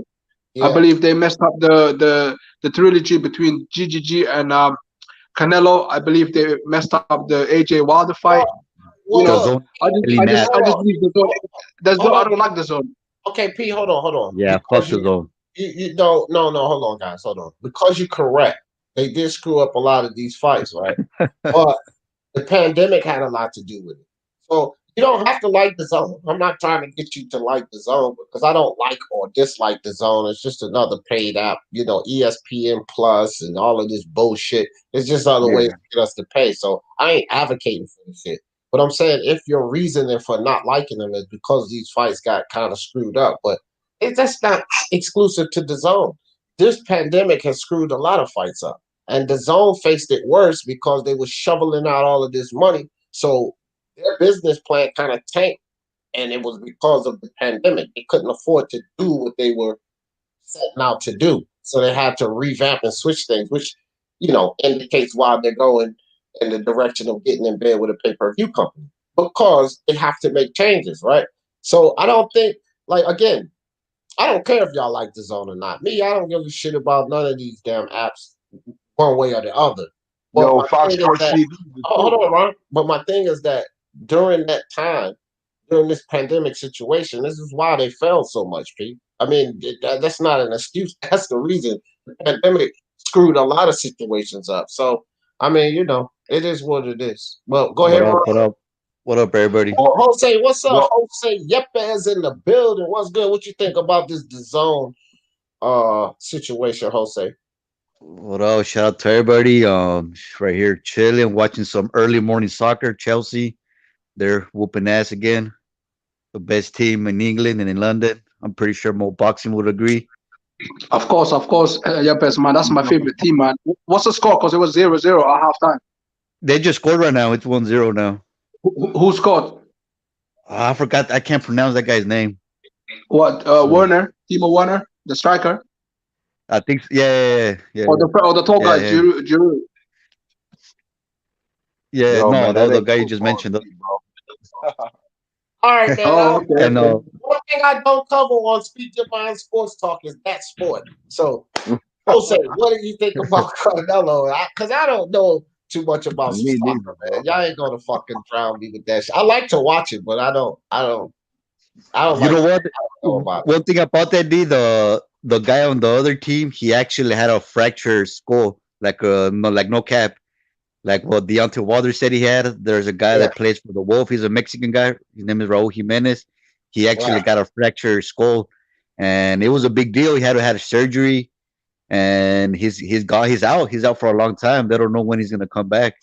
It Yeah. was I guess that's a serious thing whenever you fracture your skull like that. No, Martin. Let me say this real quick, Jose, before you finally getting around and telling us what you think about the zone. Well, hold on, Martin. This the thing, fam. When I started this channel, Martin, and you could go back and scroll back down to my videos. I was actually doing football, basketball, UFC, and boxing. And to tell you the truth, Martin, I literally know more about basketball than I do about boxing, fam. Like basketball is my Yo, favorite D. sport. Yo, Come on. Why you lying? Nah, cut it out, right? Listen, I thought, No, he's listen, not D, lying, Come bro. on, I just want to say something to you. D, I want to say something to you. I thought you was a Latino. You know, Puerto Ricans, they like soccer. Mexicans, they like soccer as well, aka football. Like, No, shame on you, bro, man. no, Pete. I'm not. I'm not. My nationality is American. Okay, I don't even know how to speak Spanish, which I'm gonna rectify that here soon. I just have. ¿Cómo estás? Hola, hola, hola, ¿cómo estás? Hold on, Pete. Let me talk, motherfucker. I have that in my bloodline, in my family, right? So it's a part of my people, my heritage, my culture. But dog, I'm not. If you live in Puerto Rico, you're probably right. They're big on soccer. You live in Mexico, England, UK, they're big on it. I'm from Hey, America, do you motherfucker. watch that? There was a documentary about Puerto Rico with the dude Hector Camacho. I think it's on Showtime. Yeah. That documentary is good, man. For whoever haven't watched it, go watch it. But that's what I'm saying, P. I'm American. So, that's not the biggest sport here. Football's the biggest sport here. Back when I Pretty was much. young, boxing was the biggest sport here. Baseball and basketball has always been huge here. So it's just not the But you know biggest what, though, sport here. D? But the football is actually soccer. I don't know. You guys hijacked the real football. Oh, Like, No, hell no. No, no, no. It's not you guys even. hijacked it. He It's not tripping. even pronounced the same, and it ain't spelt the same. Y'all's is football. Foot. Okay, Y'all's is wait. How do you spell yours? How do you spell yours? Pete. Don't start that cutting off shit, dog. Football with Football. your foot Pause and the for ball. Yeah. Just pause. Like, let's not get the panel. We've been really working and operating well here. So this is the thing. The games are not even remotely the same, man. Football, American Mm. football, is closer to rugby. It's not even nothing like soccer. So we didn't hijack anything. Like, it's not even close to the same, fam. Yeah, football is big in America, but worldwide soccer is king It's the of biggest sports. sport. No, it's the second biggest. Y'all know. Well, I don't. Do you know what I find disgusting? I think cricket. Like that Nah, American. nah. Yo, D, come on. name It's soccer. down. Name Well, down. hands Name down, down. the Name World down. Cup is the most watched Do they fucking event. really know how Look, big America is, though? Raider. I said soccer first. I do know that I read a All report right. was really huge. So I said I know soccer is like the biggest shit. Everybody watches soccer, fam. Like, I've been to Europe, motherfucker. I know, right? I've been to South America. I've been down to South America. I Hey, know. It's the hey, D, sport. I want to let one of my I told one of my boys about your channel so you can so you can watch your channel, but not because of boxing or basketball, because of the power of the mind. I gotta get man. Yeah, bro. Yeah, bro. Look, What? I'm gonna get back to that part of mine, but man, that's what got me in trouble with YouTube. So I gotta get out of trouble with YouTube first before I start talking about that shit. I told him don't pay attention to basketball when he talks about basketball or boxing. It's power of the mind. That's it. Whatever, man. Y'all gotta get back in the chat, yo, because I'm definitely, I appreciate you, dude. I'm out. I What, just bro? believe these, What? man. Nah, D knows his boxing. Ain't no denying that. All right, what happened to Jose? But look, because Jose fell out. Before we move forward, since Love to All just stepped on here, let's get his opinion on the zone getting in bed with the pay-per-view. What you think about that, Love to All? Yeah, man. It depends on what they're doing. I don't know much about it, to be honest. So, Yo, man, stop coming on here with all these God shit, damn. man. Yeah. What's up, I'm Phil? not really. I'm not really that up on what's going on with the zone at the moment. I can't lie, bro. I can't lie. All right, well, I'll fill you in right quick. Yuli X Games, what's good with you? So the zone has just jumped into bed with a pay-per-view company, Phil. And Yeah. this Canelo fight and Smith fight is going to be $69.99. But here's how it works though.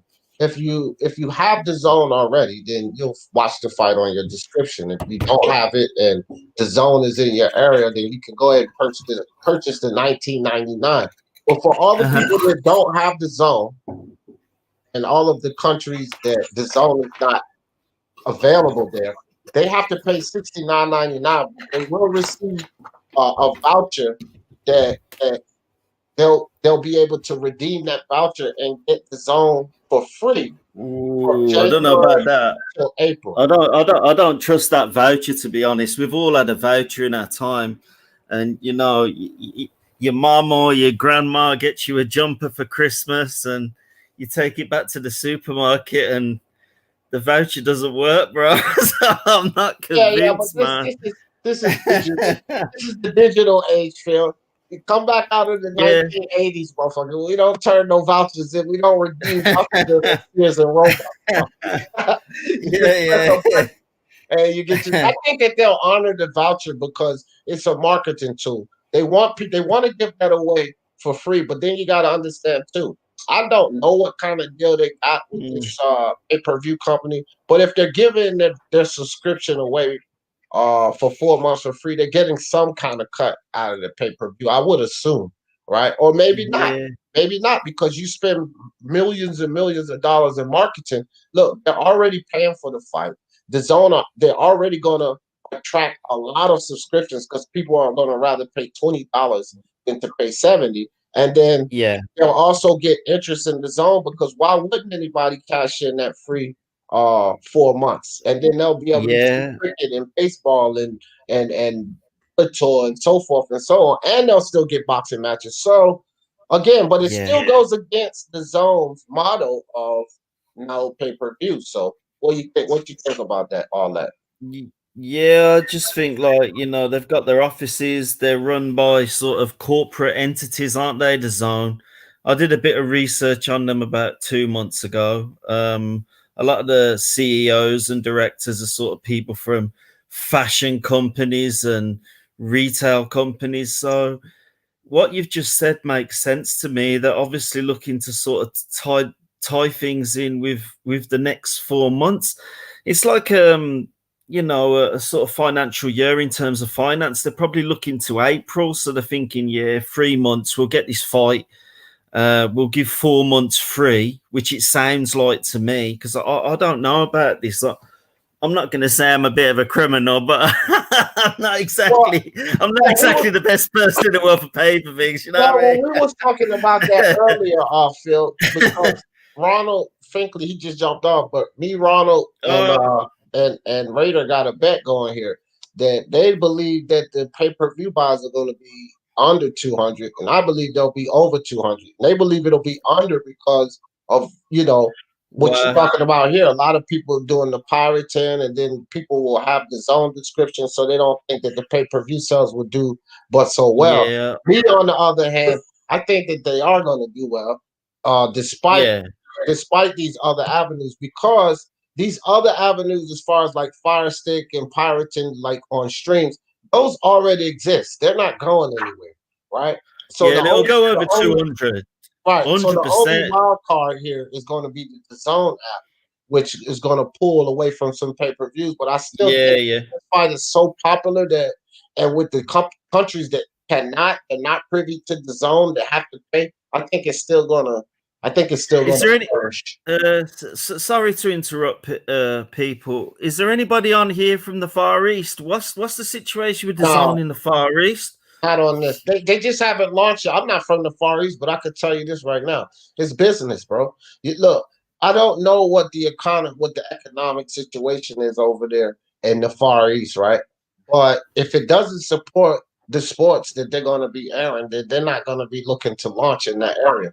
And What the hell is the far? Yeah. What's the Far East? I don't know the demographics, but the sports Yeah. attraction. They actually got two. They got Nakatani right now since his performance in the New Ways. So they do that. About. I'm just saying like about Asian people. No. You say the Far East, but I'm talking. Well, okay, so the zone is in Japan. D Hodges. They already launched in Japan before they. Yeah. Okay, so they're already in Japan. So when you talk about Murata and here's another thing too, D Hodges. They don't have Naoya Inoue. They do have Murata. Naoya Inoue is signed to Top Rank, D Hodges. Word. That's they don't have the zone. The zone doesn't have Inoue. But the zone is already launched in Japan. And they do massive numbers there because everybody there supports Murata. His last fight did 15 million views, D Hodges. So Zone is solid in Japan, but Japan doesn't encompass the whole Eastern. So this is the thing with what they're doing with this pay-per-view situation. The Eastern, the Far East is not just Japan. And there's a lot of people where the zone is not launched yet. And those people in the Far East are going to have to pay. Hey, real quick. Hey, Pigeon, you're in the UK, no?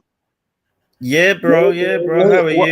How are you? What's cracking? What's up? Hey, are the people over there, the UK people, do they think Smith's got a good chance of beating Canelo? Like, what are they talking about over there? Is what I'm trying to say. Yeah, I'm a bit different from your average UK person. I live in the centre of a big city. It's a very ethnic area. There's a lot of sort of Spanish and Muslim and black people where I live, so I'm not really that up on the Callum. I'm actually I know more about Canelo than I do about Callum Smith, to be honest with you. Can I ask you a question? What are they saying? What are the people saying over there? I'm trying to say. Can I ask you a question? Yeah. Listen, we're praying for Callum Smith for him to win this Saturday because this will be a huge win because we're supporting him. We're behind Callum Smith. I know he hasn't got a lot of chance, but we're actually praying, man. You know what I mean? Hopefully this is going to be an upset, but I don't know if he can do it. Canelo is tough. Canelo is tough. Fingers crossed. You heard of Justin Jackson over here? In America, you know who Reverend Jesse Jackson is, Pete Boxing? Who's that? Jesse Jackson. You don't know who Jesse Jackson is? Hold on, guys, hold on. I'll just tell you if you don't know. Reverend Jesse Jackson is a civil rights activist over here in America for the black man, right, Pete? And he has this phrase. He has this very popular phrase here, and this is how it goes, Pete. Keep hope alive. Okay. And that's what I want you to think about with this Callum Smith upset. Keep hope alive. The motherfucker, he getting stopped. We're praying, man. We're praying. The prayers, there's about 80 million of us praying anyway. So hopefully, That's the key word. That's the key word. Hopefully, like I told you, keep hope alive. Hopefully. Check it out, though. I kept hope alive for Triple D. I had to pay out money because he got stopped by Slow Joyce. Yeah. So you don't know. I had to pay for Lomo because I didn't think Tio could win a decision. So, oh boy. What about Boston? You never know. Boston. D Hodges. What about the Verdejo and Nakatani? Did you bet that And one? I'm happy because Nakatani's a beast. He got knocked down twice and still got up and knocked him out. And I said that on your show. I had Nakatani because he kept up with Tio. I was asking anybody on any channel. I said Nakatani got this. And I thought I was like about to eat more crow, but somehow he got up from two. He got up from 2 knockdowns and knocked the nigga out. So I said, ha ha, eat y'all crow for Dejo fans. For Dejo.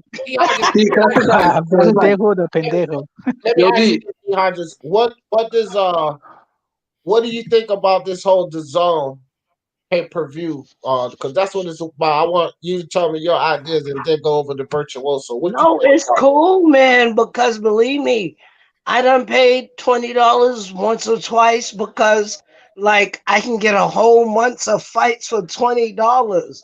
They want $75 or $70 just to watch Errol Spence or just to watch Mikey Garcia or whoever. So I'll pay $20 and what at about least I get, $69.99? huh? No, I'm just saying though, the zone's all right, but it gotta be worth it for me to pay for it. But at least if I pay my $20, I get more than one fight. I pay 75, all you get is that fight. Oh, And okay. that's Hold on, D. Hodges. Let me fill you in. Then you must not know what's going on, my friend. Let me and virtuoso, you can listen into this too. So here's the situation, D. Hodges. The zone has. I'm gonna answer that in a second, Scott Brown. The zone has gotten into bed with the pay-per-view company, right? So now this Canelo versus Callum Smith fight is going to be $69.99 pay-per-view. But here's the thing: if you have the zone, or if you're in a place where the zone is launched and you can get the zone, then you can get it for the $20. If you don't, you have to pay the $69.99. But when you pay Man. that $69.99 for the fight, they give you a voucher which you can redeem for 4 free months of the zone from January to April. So for all the people that don't have the capability of using the zone, they'll have to buy the fight. I'm wondering this too, like, okay, so if they're offering you a free 4 month subscription, but you're in a country where the zone's not available, then you don't even really that doesn't benefit you. That really only benefits the people where the zone is available and they don't have it, they just buy the fight. But at least that's the situation right now, D Hodges. It's definitely a pay-per-view fight, but if you have the zone, you don't have to pay it. If you don't, you have to pay the $69.99, but you also get a 4 month free subscription with the zone, not just the fight. Like most of these pay-per-views, we just get the fight. Spence and Danny. Was no trinkets, it was no special gift box. You just got the fight and then that's it. But at least with this one, you get the fight, you get the card, but you get 4 free months subscription to the zone. So that's what's going on now. So Yo, virtuoso, D Jeff. yeah, what's up, man? What you think about that whole What's situation?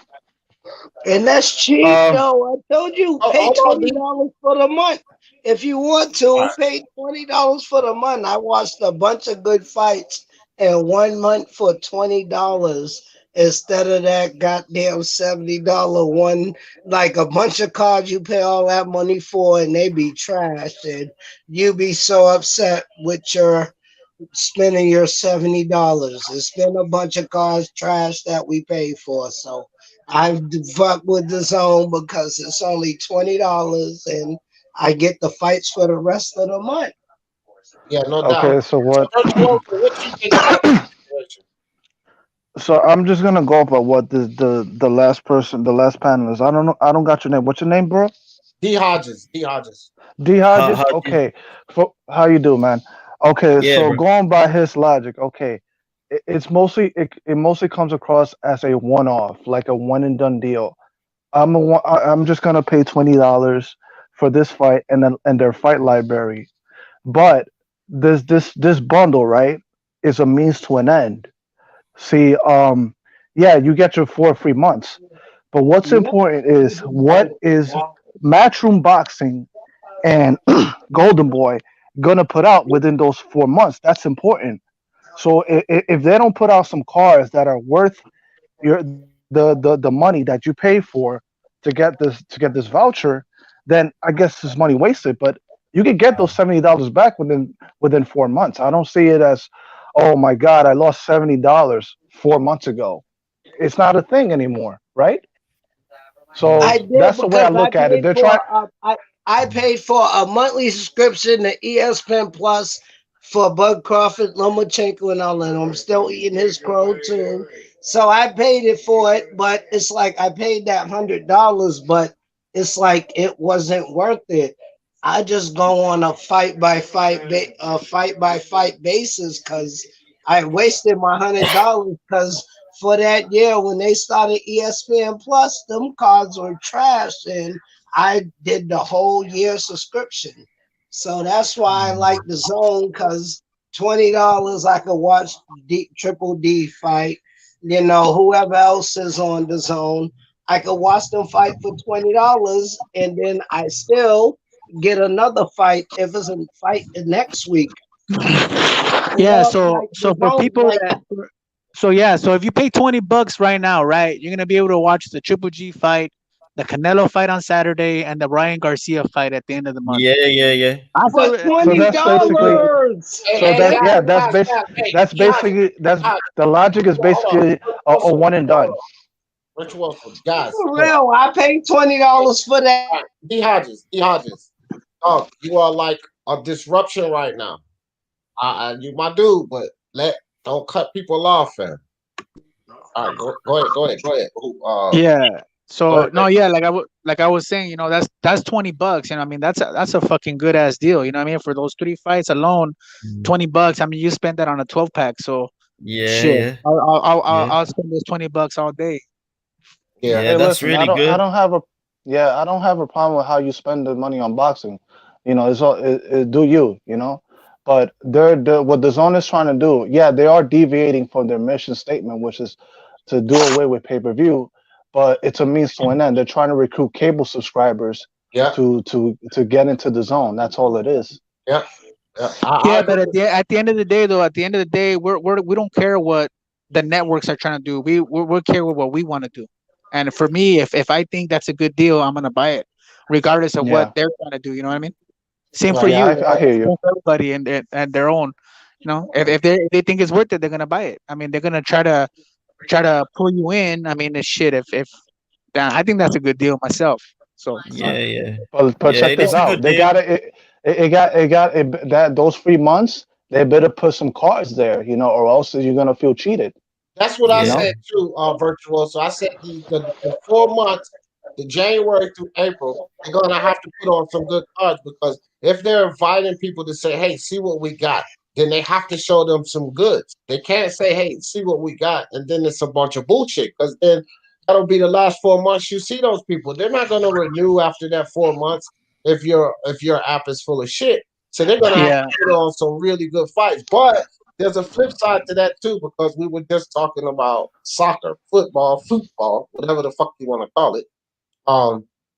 The Zone has that, which is the most popular sport in the world. So and as well, right? And then they have another very popular sport, which is cricket. Regardless of whether people like it or not, that's a supremely popular sport. For what reason, I don't know, because I have no interest in it. But it is popular. To me, I think that baseball is literally a cricket knockoff. It's not the opposite. A lot of Americans think that cricket is a baseball knockoff. That's actually not true. Baseball is a cricket knockoff. But here in America, I didn't know shit about cricket. I only knew about baseball. So it's not like I can transition over to cricket. Same thing about basketball and boxing, though. You got to put there, D. You say what? No, you say you don't know shit about cricket. I said also add basketball and boxing. Yo, D, can I quickly say something about go ahead. By the way, it's not football, it's football. So we say the same way. And by the way, let me finish because I'm about to go. Listen, listen, cricket is not even that like popular in the UK. Like a lot of people obviously like rugby, they like football, they like boxing. Like cricket is just one of those sports that, you know, I mean, it's just like darts. You sound like Americans. You sound like Americans. Let me tell you why you sound like Americans right there. Because you're only paying attention to where you at. And Americans do this shit all the time. They think that the world revolves around America and the sports they watch.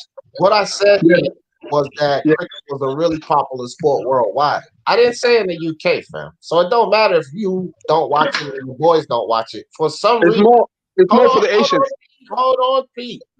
For some reason, a lot of people around the world watch it. You don't have to like it. I don't like it.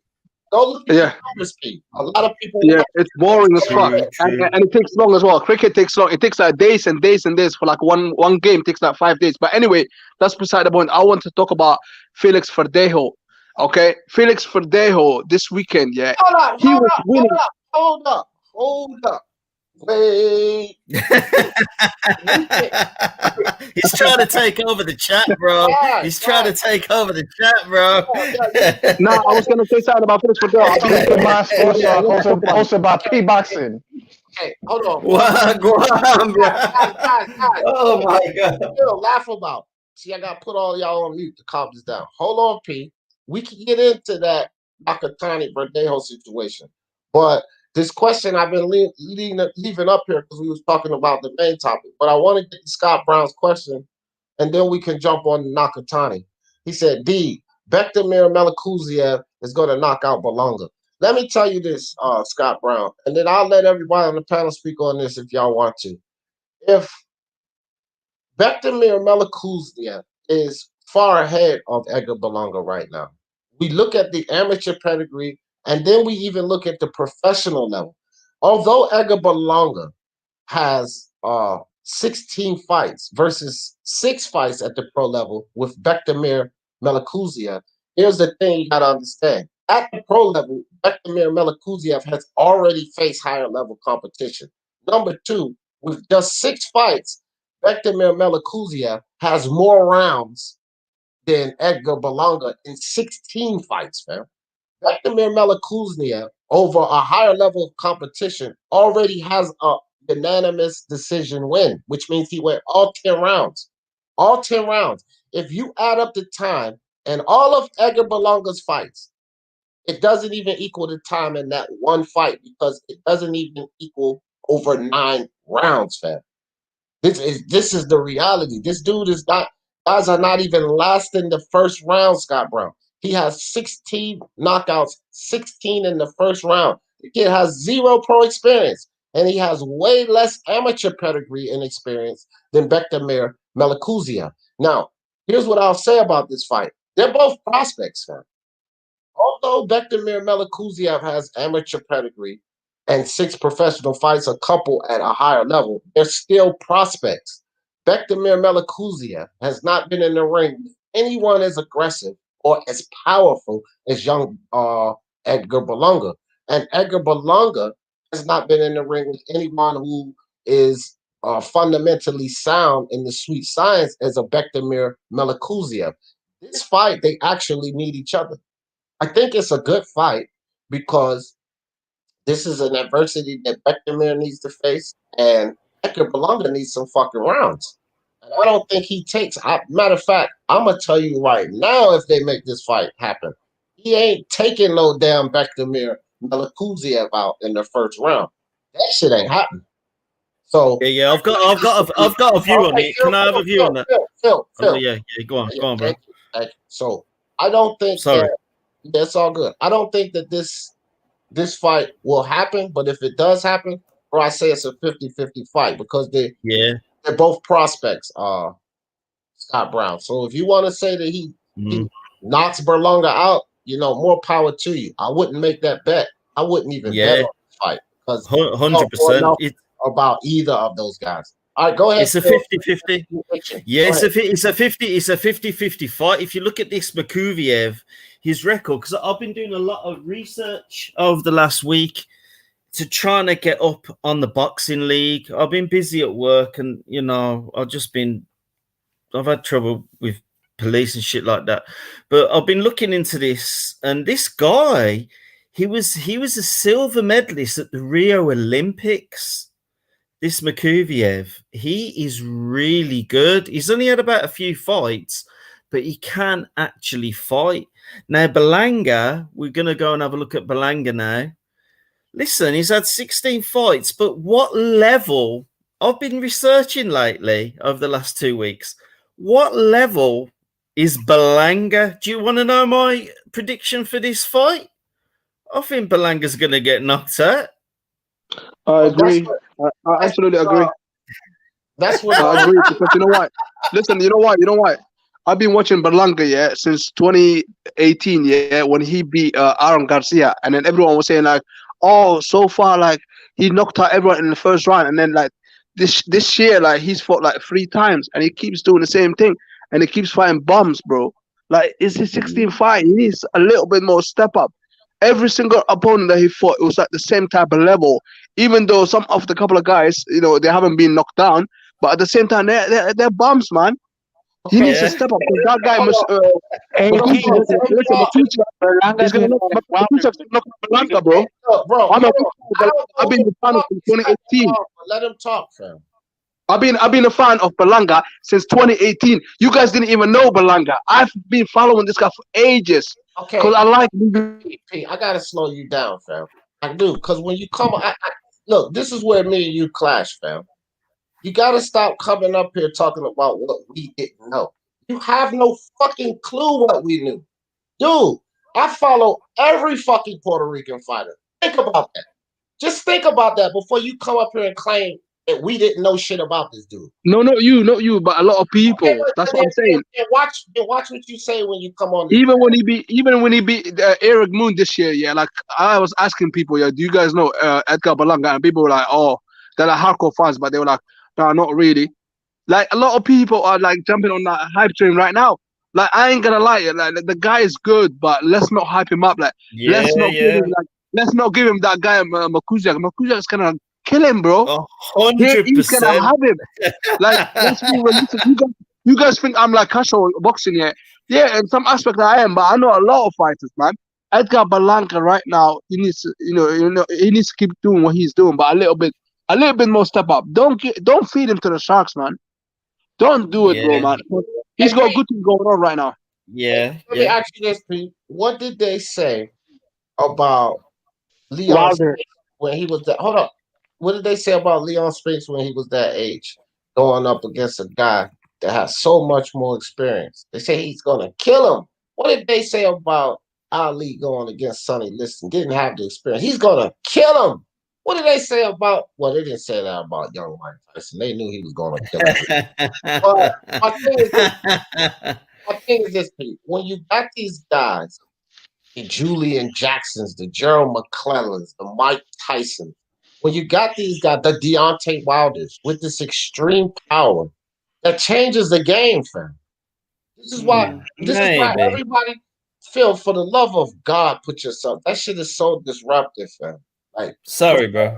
Yeah. Okay. So, P, there is a lot of fighters out here, fam.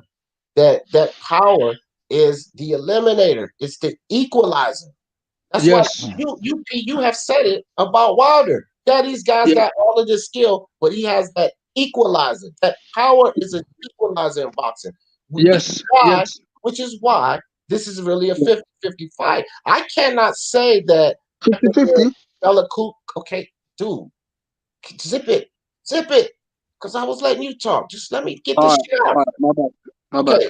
I cannot. This is just my personal opinion, and like I say, I do pretty well at predictions. So y'all don't have to agree, but motherfucker, I do these shits right. Okay, so what I'm saying here is this: you have two prospects, and when people that start saying what prospects would do, sometimes they go too far, because here's the idea of all prospects. You don't fucking know.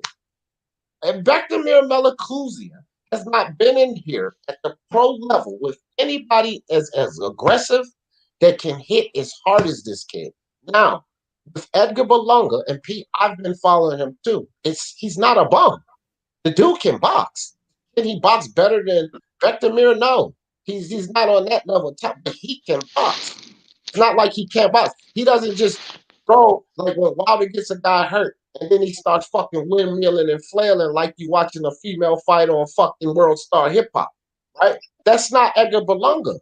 When he gets you hurt, he throws efficient shots to knock your ass out. So it's not like this is some punch power type shit where the guy don't really have no skills. Does he have a lot to improve on? Yes. Does he have more to improve on than Bektamir? Yes. But does he have an extreme amount of power that Bektamir doesn't have? Yes. That's the equalizer. And because they're both prospects, we don't know no more. Let's be honest. We don't know no more about how these guys will look at top level competition. Neither of them. Not Bektamir, not fucking Berlanga at this point. So when you get two prospects in the ring, they do it in the UK all the time. This is when you get the answer to your question. I think it's a 50-50 fight because there's simply not enough knowledge about either of them. Either of them. That's just how I see it, fam. That's just my opinion on it. So I just feel like Berlanga, like he hasn't been tested. Like, he hasn't been punched. You know what happens when he gets punched? Beckham though. Neither What has happens? Beckham, he's faced higher level. Yeah, but Beckham, he looks like a tough guy, man. Science. Listen, he's faced higher level competition concerning the sweet science. He's faced nobody with the power close to fucking Berlanga, man. Look at his resume. I know Beckham's resume too. Those guys ain't have no fucking power. None of them had no power like that. None of them, not even close. So they're both facing something that they've not faced in the ring yet. We can't just say, oh, he ain't faced the Beckham. Well, what the fuck is Beckham faced the Berlanga? And they're both prospects. So we don't know how Beckham is going to deal with that type of adversity. And we don't also know how Berlanga is going to deal with the sweet science adversity. This is adversity for two young prospects. It's a 50-50 fight to me. To me, it's a 50-50 fight. I cannot. I don't know. Yeah. Facts. But listen, I just see Berlanga. Berlanga comes across as a guy like, you know, he's strong, but like his face don't look strong. So when he gets hit, I can see him getting knocked out. To be honest, I ain't gonna lie. I see him as a tough puncher, but like at the same time, like his face looks weak, bro, man. If he gets punched by Makuziev, I can't say his name right. He's not gonna know what to do, bro. Makuziev KO'd that Clay Collard, man. Clean out, bro. Clean out. Clay Collard. Hold on. I'll put myself on mute. Clean out. Okay. Discuss that with Pete. Okay, I'm going to discuss this one because this is also somebody I follow. Clay Collard. Why do I follow Clay Collard? Because he comes from fucking MMA. When I was the only one, I think, in the league that picked Clay Collard. Everybody was picking that Kleminski. This goddamn fucking prospect that Clay Kleminski with those looping ass shots that had good body work. And I was like, Clay Collard's gonna beat him up. And Clay Collard beat the living shit out of him. So don't nobody got to tell me about Clay Collard. But let me tell you this about Clay Collard. He ain't no fucking boxer, fam. That dude's not a good boxer. Makuziev is a good boxer. Clay Collard's not. Here's another thing about Clay Collard. We have seen Clay Collard hurt and stop before. We've never seen Berlanga even remotely hurt.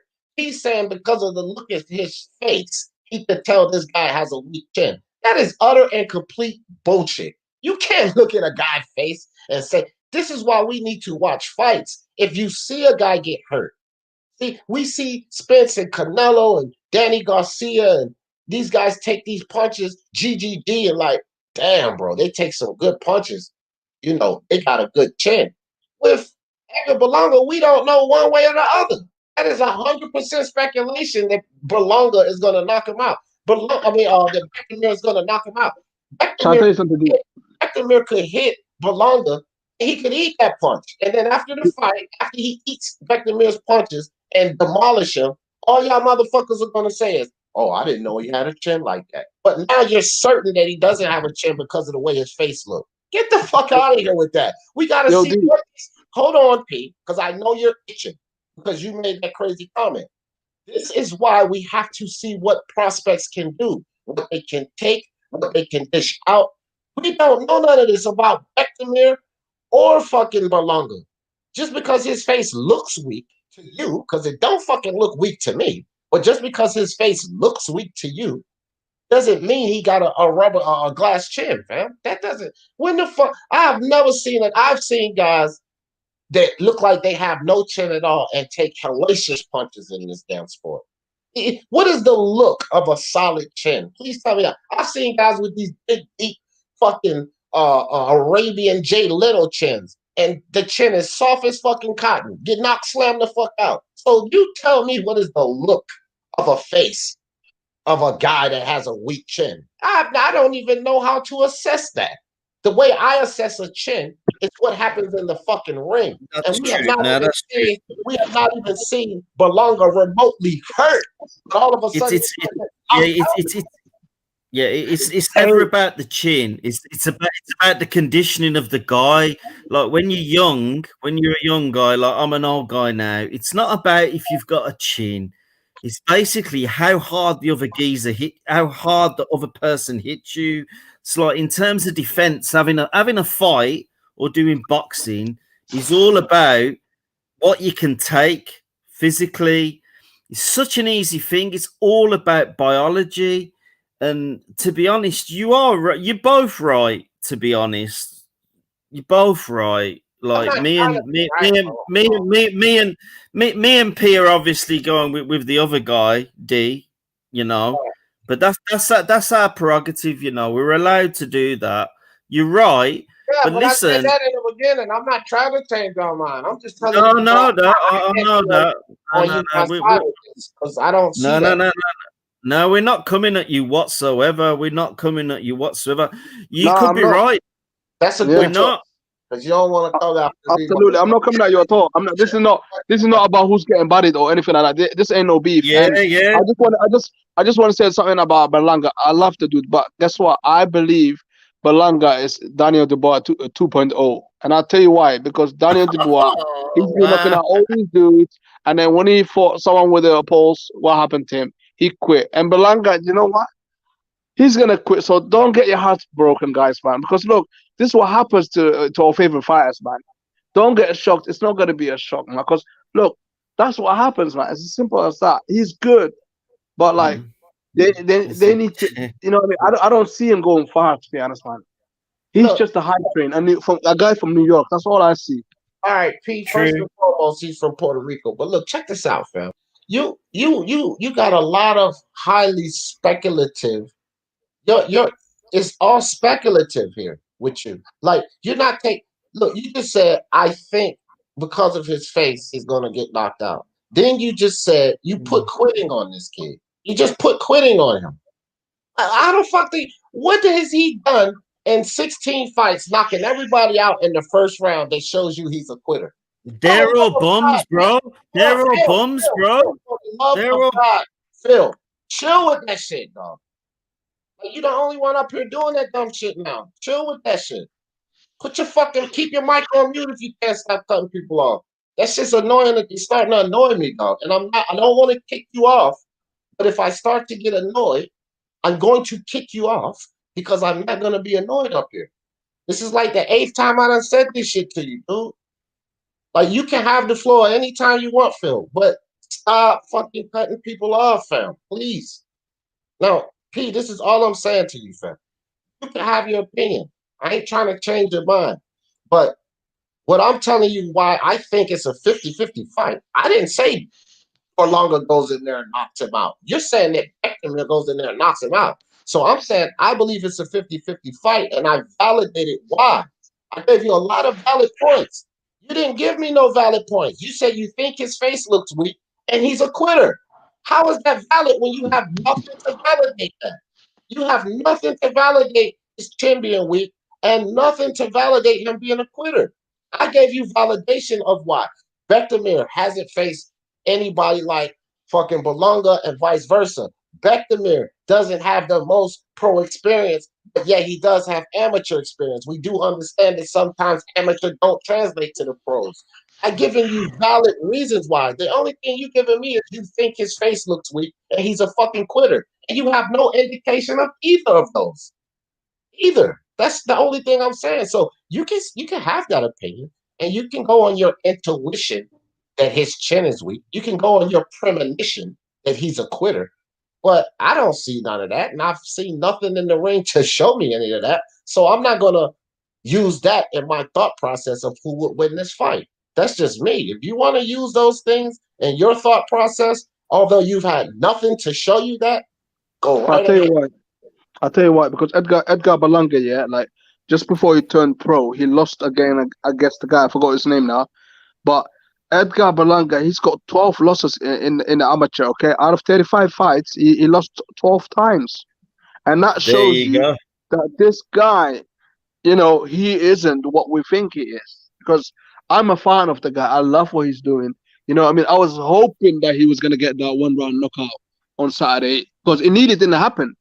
But all I'm saying is like the guy is good, but I don't think he's as good as what people are making up to be. And I think all the fanboys for Edgar Berlanga that joined him a couple of weeks ago, you're all gonna get your heart broken. Okay, I love the guy, but I don't think he's gonna go far.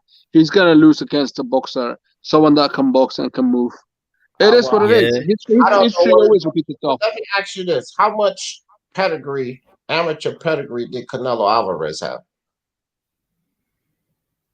Pete, that's a question to you. I forgot. I need to look into it. No, quite a bit. I don't. If you don't know, I need to look into it. You don't have to look into it because there's plenty of us here that know. So if you don't know, just say, "Hey, I don't know." And here's the thing, Pete. I know you don't know. Nah, because okay, but wait, what's your point though? Yeah. I'm getting ready to get to it. The point you just made was about him losing to someone in the amateurs, right? In the amateurs, this is the step that we take to learn boxing. That's what the amateurs are made for. And some people stay in the amateurs for an extended period of time. Some people like fuck that and go to the pros. Or some people like Canelo, who has diddly amateur experience. Nothing to even talk about. Do you know why? Do you know what about Canelo? I remember now. You know why? Yeah, hold on. P-Boxing. I don't need you to tell me why. I'm telling you something right here, so wait till I finish, and then you can say whatever the fuck you want to say. I'm basing this on the point you made because of who you lost to in the amateurs, right? Doesn't mean that still doesn't say to me that he's not going to be shit in the pros, that he's going to be a quitter, that I don't understand certain things. I understand this, that Better BF beat Alexander Usyk in the amateurs. I understand that Sean Porter beat Usyk in the amateurs. I understand that Usyk beats both of them now because the amateurs don't have a motherfucking thing to do with how they're going to produce in the pros. So once they get to the pros, whether they have diddly amateur experience like Canelo because he started fighting at 15, or whether they have massive amateur experience like Lomachenko. Did Teofimo have more amateur experience than Lomachenko? No. But did he beat him? Yes. So I don't want to hear this is the thing. You can make your assessments off of those things and feel like you're proving your point. And I will prove my point if you give me the opportunity. You're wrong. Can I listen? Can I just have 1 second? No, fuck no, y'all can't have no seconds until I finish. Thank you. Because I'm out of here. You came right behind him and cut him off. So chill with that shit. Good, because you are really disruptive, dude. But anyway, Pete, here's the thing, fam. You can have that assessment based on all of these things that we have not seen or just pure speculation. And I'm fine with that, Pete. I'm fine with that. But I don't get all of these fights right thinking like that. That's all I'm going to tell you. So I cannot think like that. You can have that assessment, but me personally, Pete, I can't think like that because that's not how I pick fights. And since I'm pretty accurate with picking fights, I'm not going with that line of thinking, fam. That's all I'm going to tell you. Yeah, but listen, though, everyone is saying, like, yeah, they want to see him, like, 3 tough fights, and then after that, he needs to fight, like, someone like, Canelo. Like, come on, man. Like, listen, the guy, Canelo. I don't agree with that dumb shit either, but that has nothing to do with yeah, but the proof that, okay, let me prove my point then, because Canelo, although he had over 50 fights, like, most of them are, if you look at it realistically, they were amateur fights, even though they were classed as pro fights. Like, they were like amateur fights anyway. Like, they were like very, very low class fighters that he fought in the beginning. So, like, you know what I mean? Even though he don't have zero like amateur pedigree, they were still like, low level fighters. And his people knew that he was going to beat them anyway. So it doesn't matter. I mean, he learned on the job. And that's what he did when he was fighting in Mexico. But look, Edgar Berlanga, I hope he goes a long way because, like I said, I loved him. I still do. I mean, he's a good fighter, but he's explosive, he's exciting, and that's what I like about boxing. I like boxing because of the knockouts. I don't like boxing because of the sweet science. I don't care for the sweet science, to be honest. I love the knockout. I like, whoa, what happened there? whoa, I want to feel like that. I don't want to feel like, oh, I don't want to look like and just stare at the TV and like fall asleep, like people just outboxing each other. That's why I enjoyed the Verdejo against the Catania fight. That was an amazing fight. I wanted to speak about that fight, by the way. Can I speak about it now quickly? Because I'm about to go. Real quick before you change the topic. Let me say this. If you love the sport for knockouts, and this is what you're telling me, you love the sport for knockouts. You don't care about the sweet science. But you're picking the guy that's more efficient with the sweet science versus the guy that's more efficient with the knockout. But go ahead. Go ahead, B. I wanted to add to that. That's the reason. Because I'm about to go. Because that's the reason why I like boxing. Because everyone likes boxing for different reasons. I like boxing because of like even though people say like, oh, I love sweet science, but then they're like, you know, the Jose Sabeda against what's that guy's name? The guy from Eastern Europe. I forgot his name now. The guy that got knocked out silly. Baranchik, man. Ivan Baranchik, yeah. So basically, yeah, like people say, like all the hardcore boxing fans, yeah, they think that fight, yeah, is the best fight of the year. But that was full of knockdown and a knockout. And that's my type of fights. Do you know what I mean? So I'm just saying, like, where are we? Are we not on the same page then? You know what I mean? Or do we want to see Gamboa or Devin Haney? Oh, that type of, you know what I mean? So let's be honest to each other. No, PP, listen. You got to stop that shit, bro. Because somebody don't see things like you, don't mean we're not being dishonest. You sit up, let's be honest with each other. So I'm going to be honest with you. It's not at all your perspective, but I'm going to be honest with you. Whether you believe it's honest or not, Pete, I personally like both. I don't care if you just like one or you favor one. I like everything about boxing. I like the knockouts. I like the guys who are knockout artists. I like the guys that show me that performance that Shakur Stevenson put on against Toka Clary. A lot of people say, that was great to me. I love to watch it. It was good when he hold on. I'm talking now, and I'm explaining to you my point of view. It was great to me, is what I just said. You can say it was good because you just told us you favor knockouts. Fine. I'm being honest with you, whether you want to accept it or not. It was great to me because I love the sweet science. I love knockouts. I love footwork. I love everything about boxing. So if you love certain about boxing, P, that's your perspective, and it's fine, P.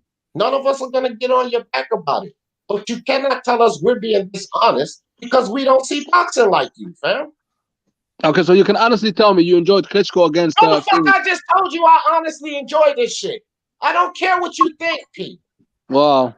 All right? I don't care what you think, fam. Excitement is an individual thing. Some people like to jump out of fucking planes and skydive. Some people say you're out of your fucking mind. That's not exciting to me. But what makes things exciting is to the individual. Everybody don't have to be excited for what P is excited for. You don't have to understand how people can be excited about something just because you're not excited about it. But because people are not excited about it doesn't mean, or are excited about it, doesn't mean they're being dishonest to you because they don't share your brain. It's their brain. Everybody has their own brain, P. Respect people. I think so. I do respect that. P, I'm still talking, dog. You're going to learn something here. You can't learn if you're talking. Respect people to like what the fuck they like. Some men like other men. I don't like other men. I like women. But I don't give a shit. That's what they like. Do you like men, Pete? I don't think so. I think you like women. So you got to respect people for what they like. And they don't have to like what you like. And it don't mean they're being dishonest with you because they don't like what the fuck you like. Can I have a say? I just think me and P, we just came in here to give our opinion on the Berlanga fight. And listen, you've taken it to women, homosexuality. I'm out of here, bro. Okay, good. Can I share my thoughts about Berlanga, D? Yeah, go ahead. Look, I think Edgar Berlanga's a great kid. You know, I like his confidence. Maybe he's a little bit too cocky because I don't know what kind of person puts out a tweet that says I pay $150 for a haircut. I think he's getting ripped off. But yeah, I think there's I think Edgar Blanca has room for improvement. He's still a young kid, right? I like to see him in the future get taken to deep waters to see what he's made of. And if they want to build him up as a knockout fighter, fine, go ahead. You know, do what you want. But you're gonna have to. There's gonna be some pitfalls throughout his career that's gonna test his stamina, right? Um, Now I know there's another super middleweight by the name of Steven So Nelson. I think he has 17 wins by knockout. I would like to see him fight. I would like to see him fight that guy. You know, in the future. Yeah. Let me say this, Virtuoso. You know who puts out a tweet about paying $150 about a haircut? Kids, fam. And that's exactly what this dude is. He's a young man. We all did that He's 23. bragging. God damn it. Go ahead, P. What you gotta say? Go ahead. Yeah, I'm about to go anyway. So let me just finish off. Listen, I'm about to go, but listen, yeah, he's 23 years old. Yeah, he's not a kid. Yeah, he's a man. He's a grown man. Okay, I just think I agree with Ferdosa. I think the kid is arrogant. Like he's, you know, what I mean, he needs to humble himself, and this sport will humble you in the end, and that's what happens to those that are arrogant, to those that are like wild. You know what I mean? And I just see him getting knocked out, just like Verdejo. Look what happened to Verdejo. He was too arrogant, okay? He could have won that fight against Nakatanya. He had 2 rounds left, but he went too greedy. And that's what happens. You know, all he had to do is outbox him. He knew that Nakatanya wasn't going anywhere. He's a soldier.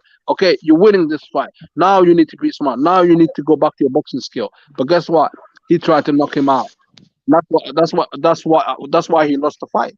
But anyway, guys, I'll salute to everyone, salute to D, salute to the panel. Peace. Peace out, P. So Muhammad Ali was arrogant.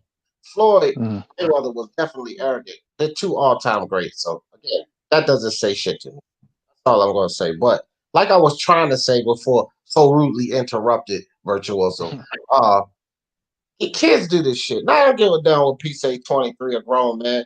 Man, get the fuck out of here. You know how many mistakes I made and everybody in here who's of age made when we was in our early fucking 20s. I was getting locked up left and right in my fucking early 20s. Get the fuck out of here. Yeah, you don't expect kids to do everything perfect. The kids for me, because I have a fucking daughter that's 24 years old, P. I got another daughter that's 22 and a son that's 21. Those motherfuckers are kids to me. And the reason I say kids, because at the age of 20 to 20, you know what they consider, what did they say about adults before they're 25? What do they call them? Young adults. They don't even really call you adults in this country, at least until you're 25, right? Because they think that now is the time when you're going to start to mature. So they're all fucking kids to me. You know how much fucking things I see my daughter, 24-year-old, 22, the mistakes they're making, all the goddamn mistakes I made at that age. Get out of here with this shit. We can't. These celebrities get up and this venue and in front of the public, and then people start expecting them to be perfect. Well, how many of you motherfuckers was perfect at the age of 23? And if you can say that, you're fucking lying to yourself and everybody else, bro. We all made mistakes at that age. Boxing, come on with that dumb shit, grown man. Come on with that, man. We got this life. Life is experience. Fans take shit out of control, bro. Fans, it don't matter when these people reach this celebrity status and they expect them to walk on fucking eggshells. Did you walk on eggshells growing up? Let somebody throw fucking millions of dollars at my face when I was 23. I was a fucking hustler. I was out there selling drugs. Somebody would have thrown that kind of money in my face. I would have lost my fucking mind. I can tell you that right now. I would have lost my fucking mind. And I think most of us in here, if we would have acquired that type of money, at least the ones of us that come from poverty, if we would have acquired that type of money at the age of 23, I think 90% of us would have lost our fucking mind. And that's just how I think about it. Like, come on, man. I'll say this, D. There's people that think like that expect people to be perfect, lost the meaning of live and learn. You have life experiences, man. You know, from different backgrounds. You know, you learn something new. You know. Yeah. So look, I want to touch on this topic right quick. I dropped the link in the chat. This is another topic, Virtual. So I want to ask you about this. Let me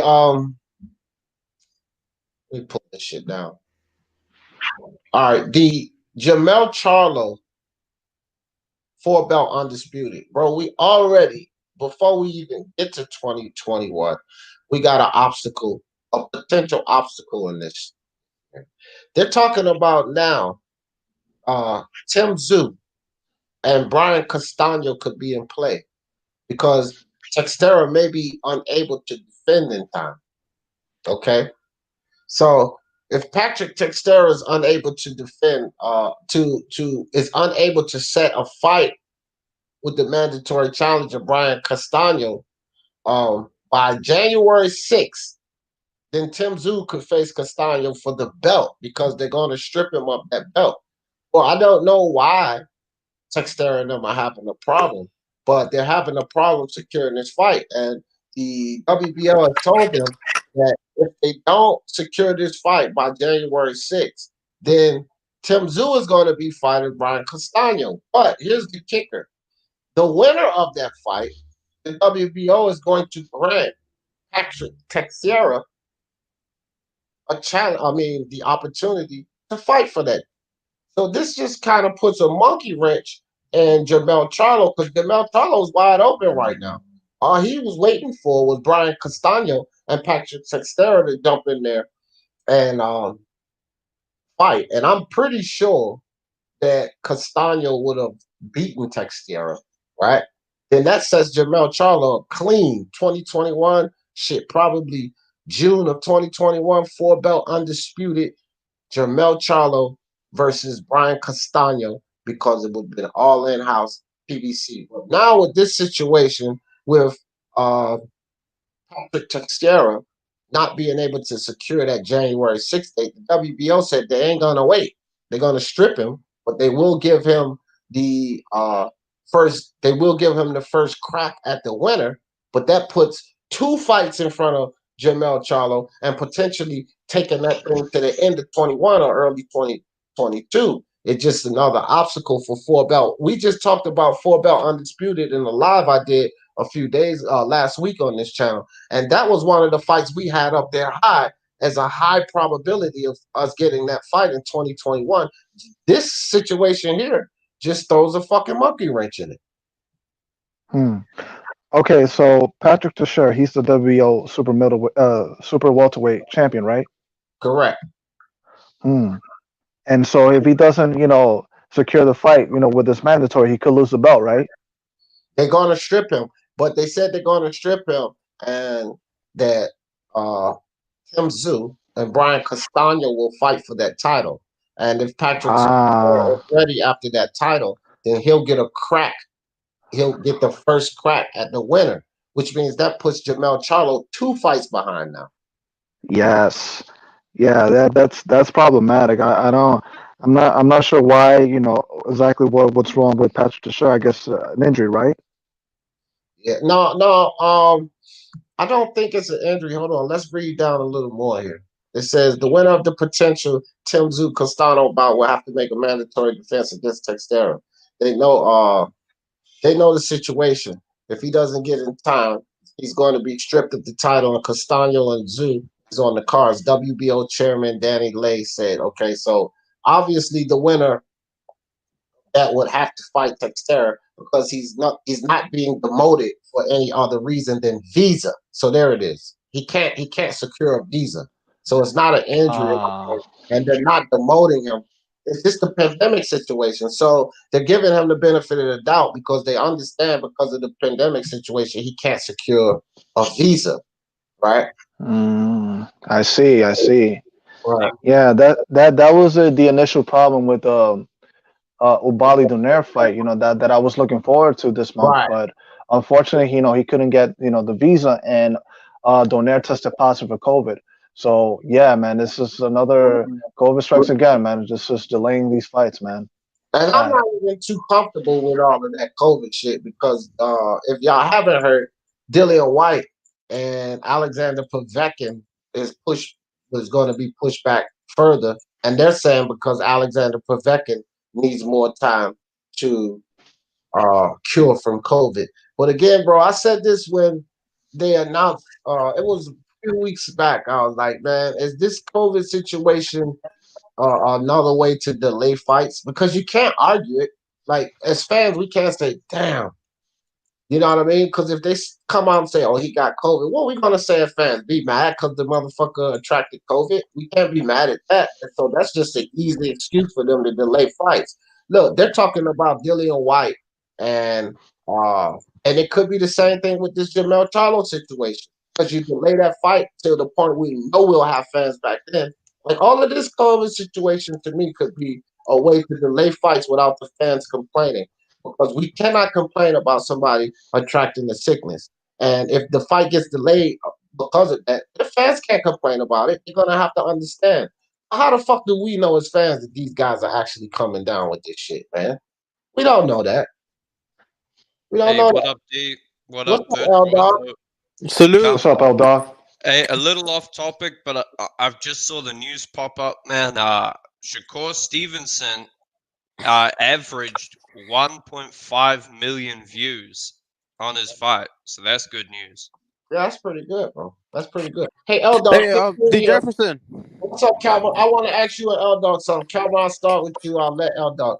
I want to ask y'all about the topic. Jerome Benjamin, what's good? Kevin the Carrot, Boxing Logic United. What's up? What's up? Angel Dalios, Iceman in the building. So look, guys, this the topic today. Canelo Smith forces DAZN into a pay-per-view deal. So DAZN has partnered up with a pay-per-view company. It's going to be $66.99 is going to be the cost of this fight. Now, if you have DAZN, of course you get it on the app. If you don't have DAZN, of course you can purchase it.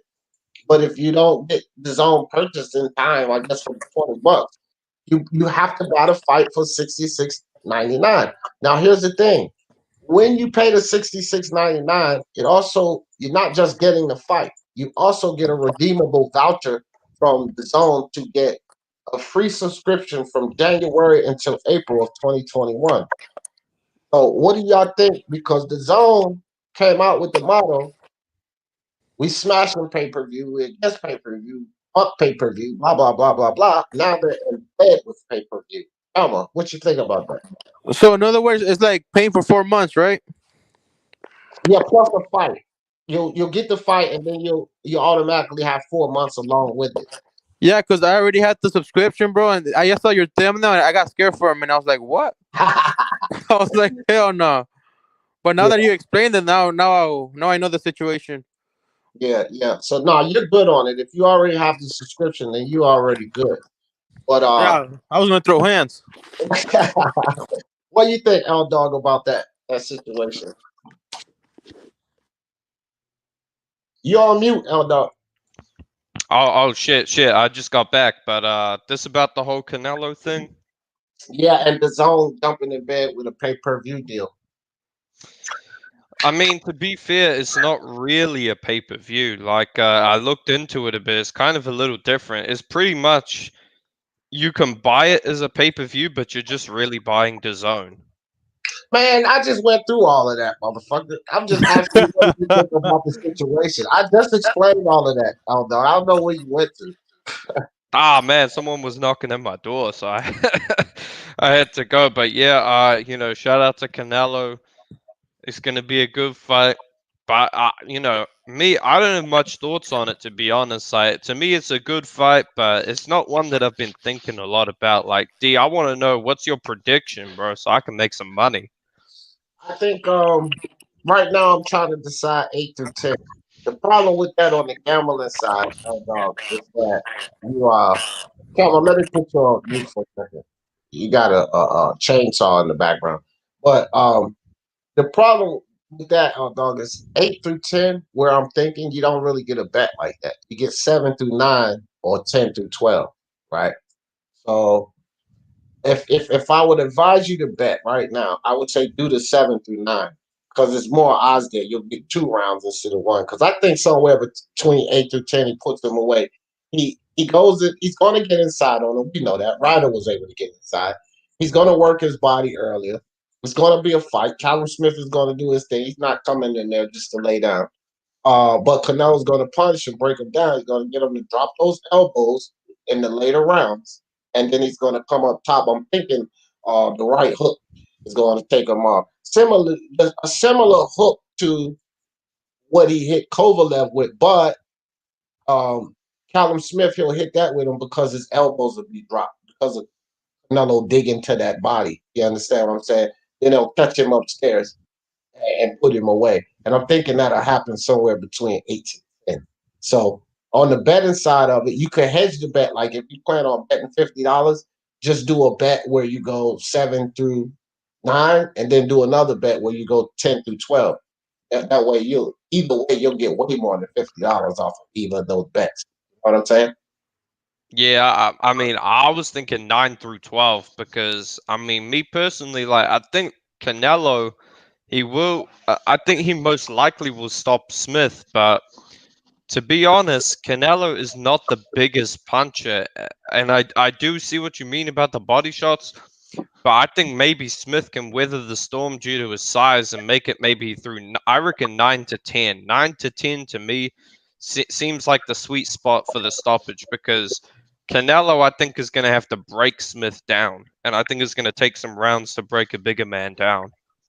I think you should still take the same bet then, because if you got 9 through 10, right, and I got somewhere between 8 through 10, you should still make the same bet. However, you say you're going to bet $100, just do 50-50 on both. Do $50 on 7 through 9, and do 50 on 10 through 12. You're going to come off either way. Yeah, that's true. And I heard you talking about Tszyu and this Castano situation, man. Yeah. Listen, shout out to Jermell, but his time is limited. Tszyu, the Thunder from down under, the son of the legendary Tszyu, is coming to Jermell Charlo. His days are numbered, man. Yeah, but that's not set in stone though. Yet, Aldo. If Teixeira and his camp can get the visa, they have till January 6th, or still some time. So if they can get the visa situation taken care of, and the Brian Castano and Teixeira fight is still on, and you better believe the Teixeira team is working hard because they don't want to be stripped. Because they're talking about stripping them. So they're working hard. So this Tszyu situation is not set in stone. The reason I brought it up, I was reading an article on Boxing because the WBO has already come out and given them a deadline. And they're saying that if you don't get it done by January 6th, we're going to strip you, but we're also going to give you immediate rights to fight the winner. Now, for Patrick Tiexiera, he's asked the fuck out if he gets stripped. And that's why I'm thinking his team are going to work very hard to keep that belt because I don't see him beating Tszyu or Brian Castano. I don't see Patrick Tiexiera beating neither one of those guys. So it doesn't matter which one of those guys win that fight, Tszyu or Brian Castano. They're gonna beat Teixeira, right? Here's the question: does Tszyu get in the ring with Jermell Charlo? That's the question. Man, I don't know because I'm gonna be honest. I'm a Tszyu fan, but it's way too early for him to fight Charlo, and he's already making good money in Australia. And I'm actually gonna cover his fight tonight. For those who don't know, Tszyu is fighting tonight. It'll be pretty late in America, so I don't know if anyone in the chat will be up. But I mean, if you're a night out, swing by my channel. I'll be covering the Tszyu Bowen Morgan fight. But with Tszyu, right? Tonight. Huh? I didn't know they was fighting tonight. Yeah, it's like a quick tune-up. But Tszyu, the problem is, I don't think his team will risk him against Jermell so early because Tszyu is already making around $2 to $3 million a fight. So this guy's making big money in Australia. Yeah. You know, why would he go for less to America and get his ass kicked? Right. And that's what I'm saying. And that's why I was like, this could throw a huge monkey wrench in this whole 4-belt undisputed run for Jermell Charlo. Because if he got a better chance of Teixeira getting the Teixeira fight, in my opinion, than he does the Tszyu fight. I kind of agree with L-Dog on this. But if Brian Castano was to beat Teixeira, then Tszyu is out of the picture. Because there ain't no fucking way the PBC is not going to give Jermell to fight and set up some shit with Castano and Tszyu. Because Castano's PBC. So they're going to keep those belts in-house. So if Patrick Tiexiera and get this visa situation taken care of by January 6th. Bro, Tszyu just better find something else to do. Because Teixeira's not beating Castaño. He wouldn't beat Tszyu either. Teixeira's the weakest link. So once that belt gets into the PBC, man, ain't nobody trying to hear nothing about no Tszyu. Once that belt gets in-house, that's going to be a Charlo and Castaño event. And that's a hell of a fight, D. Castano, you know what? I think if anyone can beat Jermell at 154, it's Castaño. I think he's the only guy who can really beat him. I would still favor Jermell, but Castaño, man, this guy had a stacked amateur career. He gave Erislandy Lara hell when Lara was still a good name, like, you know, still in good condition. I think Castaño, man, this guy could really beat Jermell. I think that's like a 60-40, maybe a 55-45 type of fight. I don't know. Yeah, I don't know. I think Jermell's too strong for all of them. I think Jermell. I agree. Yeah, Castaño's got a chance. For all three of them. Yeah, I think I agree with that. I think Brian Castaño. I don't know, man. Yeah. I like Tszyu. I think it's kind of 50-50 which one of those two got a chance. It may be too early for Tszyu, but I see some interesting things there. But I think Charlo beat them both. But I think their chances are equivalent. Patrick Tiexiera, forget about it. All of them beat him. Hey, so what's going to happen with Canelo belts at 160? Is he going to get stripped or? No. He's reigning champion at both weights. Damn. Yeah, he's long jamming in the middle division. Yo, D, real quick, I wanted to ask L Dog, this quick question. I know you mentioned this guy Stevenson, right? What did you thought about his recent comments regarding his sparring session with Lomachenko? Like, he was kind of humble bragging. What do you think of those? Listen, man, this is what boxers do. Okay, me when I used to box, man. I don't know if other boxers had the same problem, but when you get your ass kicked, you actually don't think you did that bad. Like, sometimes, you actually think you did quite good, but when you rewatch it, you realize you got your ass kicked. Now, he's young. He's been a world champion. The guy's got confidence. He's not going to say he got beat up. He's going to say he destroyed Lomachenko, just like, everyone apparently has knocked out AJ in sparring. Like, when you're a big name, your record in sparring is like 0-50 with 50 knockout losses. See what I'm trying to say, Virtuoso? Like, everyone says they beat you up in sparring. That's just what happens. Yeah. Now, I never pay attention to that bullshit. Exactly, D. Like, Daniel Dubois apparently destroyed AJ in sparring, whatever. We saw what happened with their careers, right? Like, and this is what I'll say with Shakur. Top Rank are marinating the Lomachenko Shakur fight. Shakur will fight Herring. Loma will fight Burchout Valdez winner. The two will unify, I think, at the end of next year, unless one of them can get a Tank shot, which I don't think Tank will fight either of them. Let me counter that.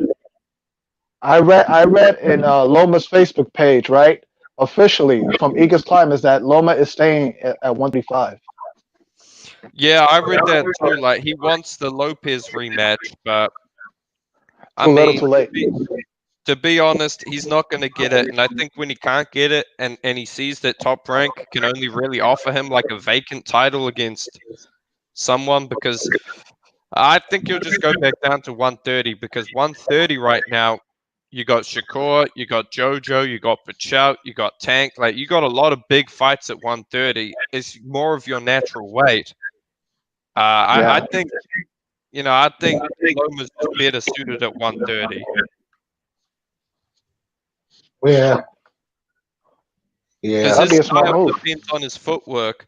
And one thing he did in the Lopez fight, he gained a lot of weight on his upper body to increase his punch resistance. But in doing so, his foot speed slowed down, and he wasn't able to do all his movement with his feet because his upper body weighed a bit more. I think if he goes back down to 130, the guys aren't going to punch anywhere near as hard as a Lopez. He won't have to have all that weight on his shoulders and whatever. He'll be able to fight more to his style. So I think that's where he should go. And I think that's where Aegis will advise him to go back down to. And Top Rank, because Top Rank, like I said, Top Rank are marinating that Shakur Loma fight. That's the fight they're going to use Loma to build Shakur into a star. Yeah. Oh, no, they're going to use Loma to build Shakur into a star. That's the one. That's a dangerous build. That's a dangerous build. But, yeah, I'm not. Shakur's extremely talented, but Shakur lacks power.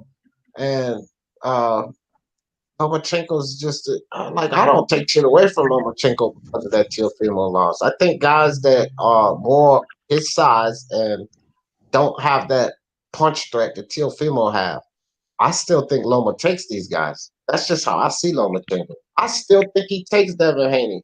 Shakur Stevenson, I don't know, but that's a hell of a jump to be fucking with Lomachenko. I think he beats Burchell. I think he beats Tank Davis. You know what I mean? The thing that makes it so difficult with Lomachenko and Shakur is that although he's inexperienced and he's a young boxer, this kid's a phenom when it comes to the sweet science. If he had the power, none of them would beat him. If Shakur Stevenson had the power of not even Tank, like he don't have to have that power. Let's say if Shakur Stevenson had Burchell power, none of them would beat him. None of them. Not Loma, not even Teo. And I'm being dead honest. If Shakur Stevenson had Burchell power, I think he beats Teofimo at 135. And y'all know that's a huge statement coming from me. Now, here's the thing with Shakur and Loma.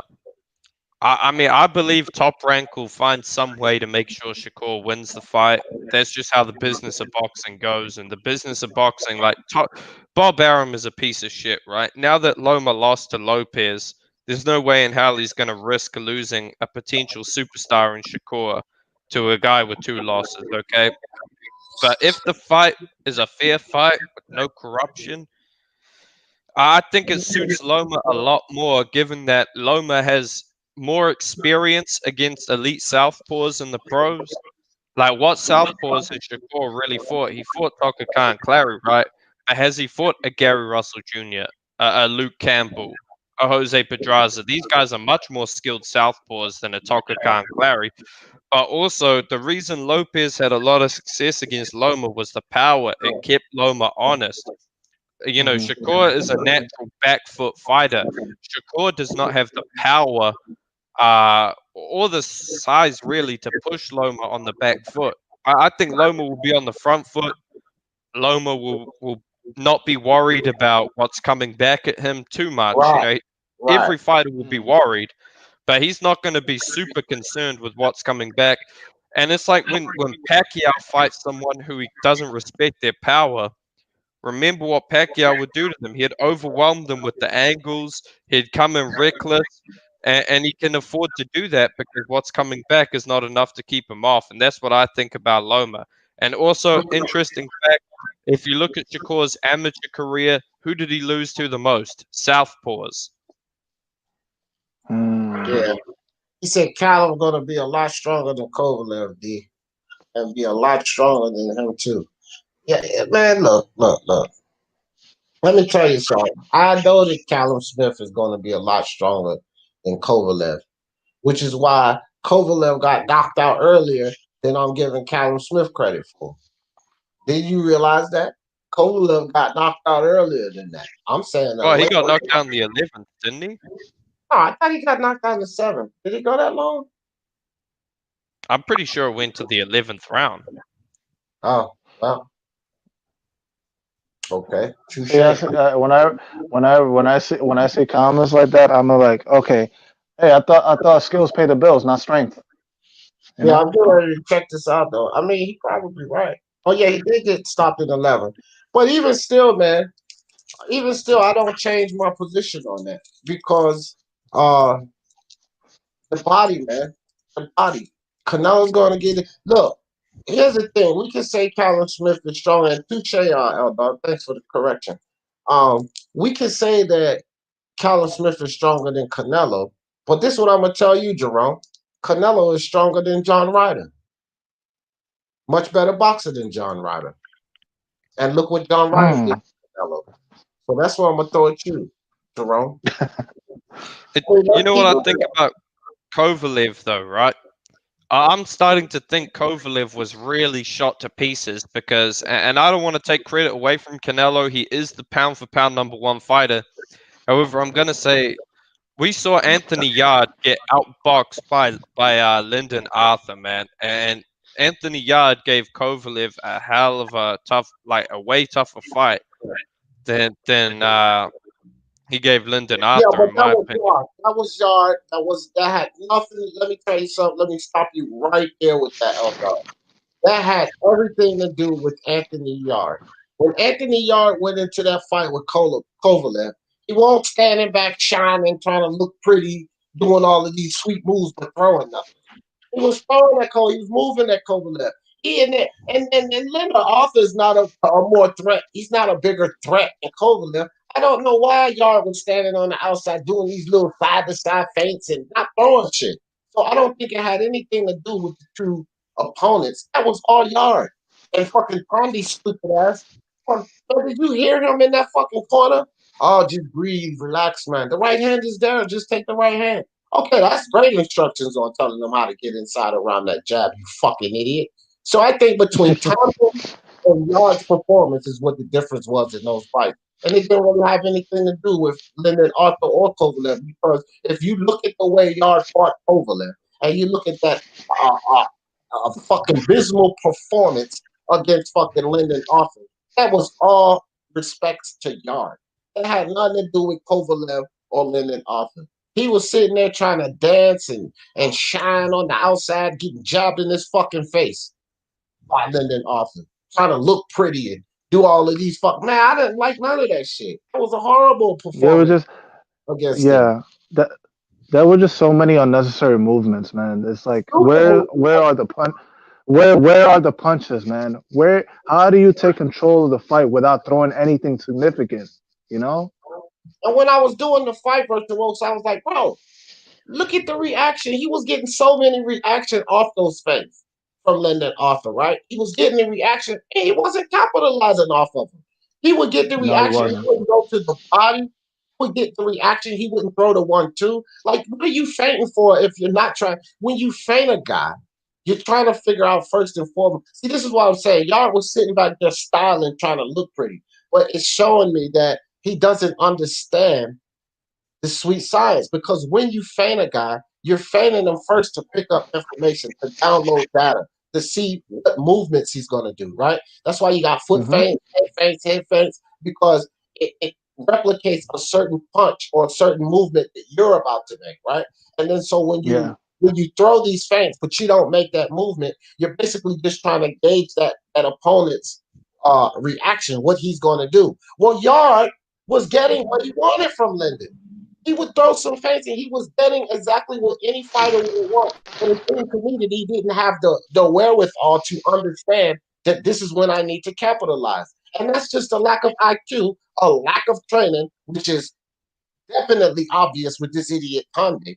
That's what I've seen in Yard. You back there styling and doing these moves, these unnecessary movements, but then when you get the reaction that you need, you're not doing anything to capitalize off of it.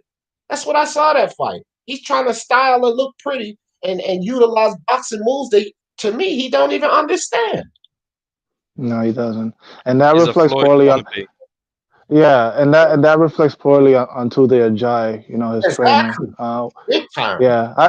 Yeah, I can see you doing a you idiot segment on Ajayi and Frank Warren. I need to get back to those, man. I do. It's just, man, after I do these lives sometimes, I'm just drained, bro.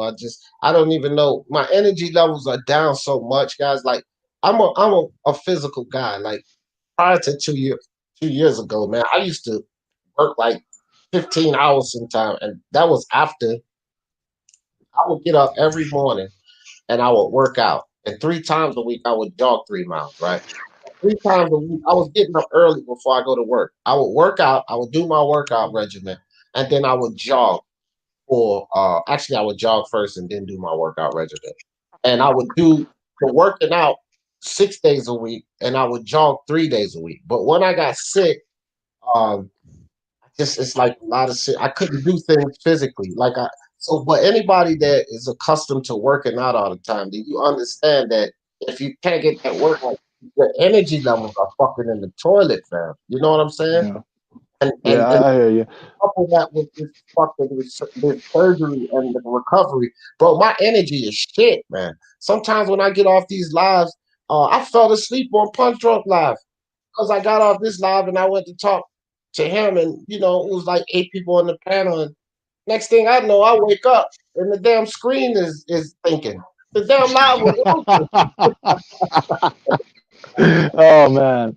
Yo, but listen, let me tell you something about jogging, man.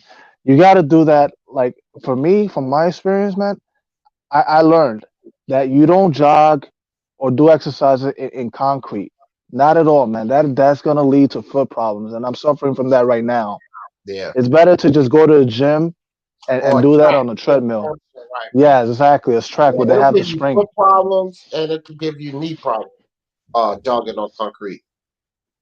Yeah. If you do jog on concrete, you got to spend some money on running shoes. Like you can't go get these cheap ass $30 running shoes. No, you got to go spend like 160 on Air Max or some shit like that, Yeah. or some good Under Armour. Here's the thing, like uh, you get what you pay for, right? But a good Hmm. pair of running shoes with the foam and you can run on concrete safely, right? But you get Hmm. some crash ass running shoes or go running in some fucking chucks on the concrete, and you gonna pay for that shit.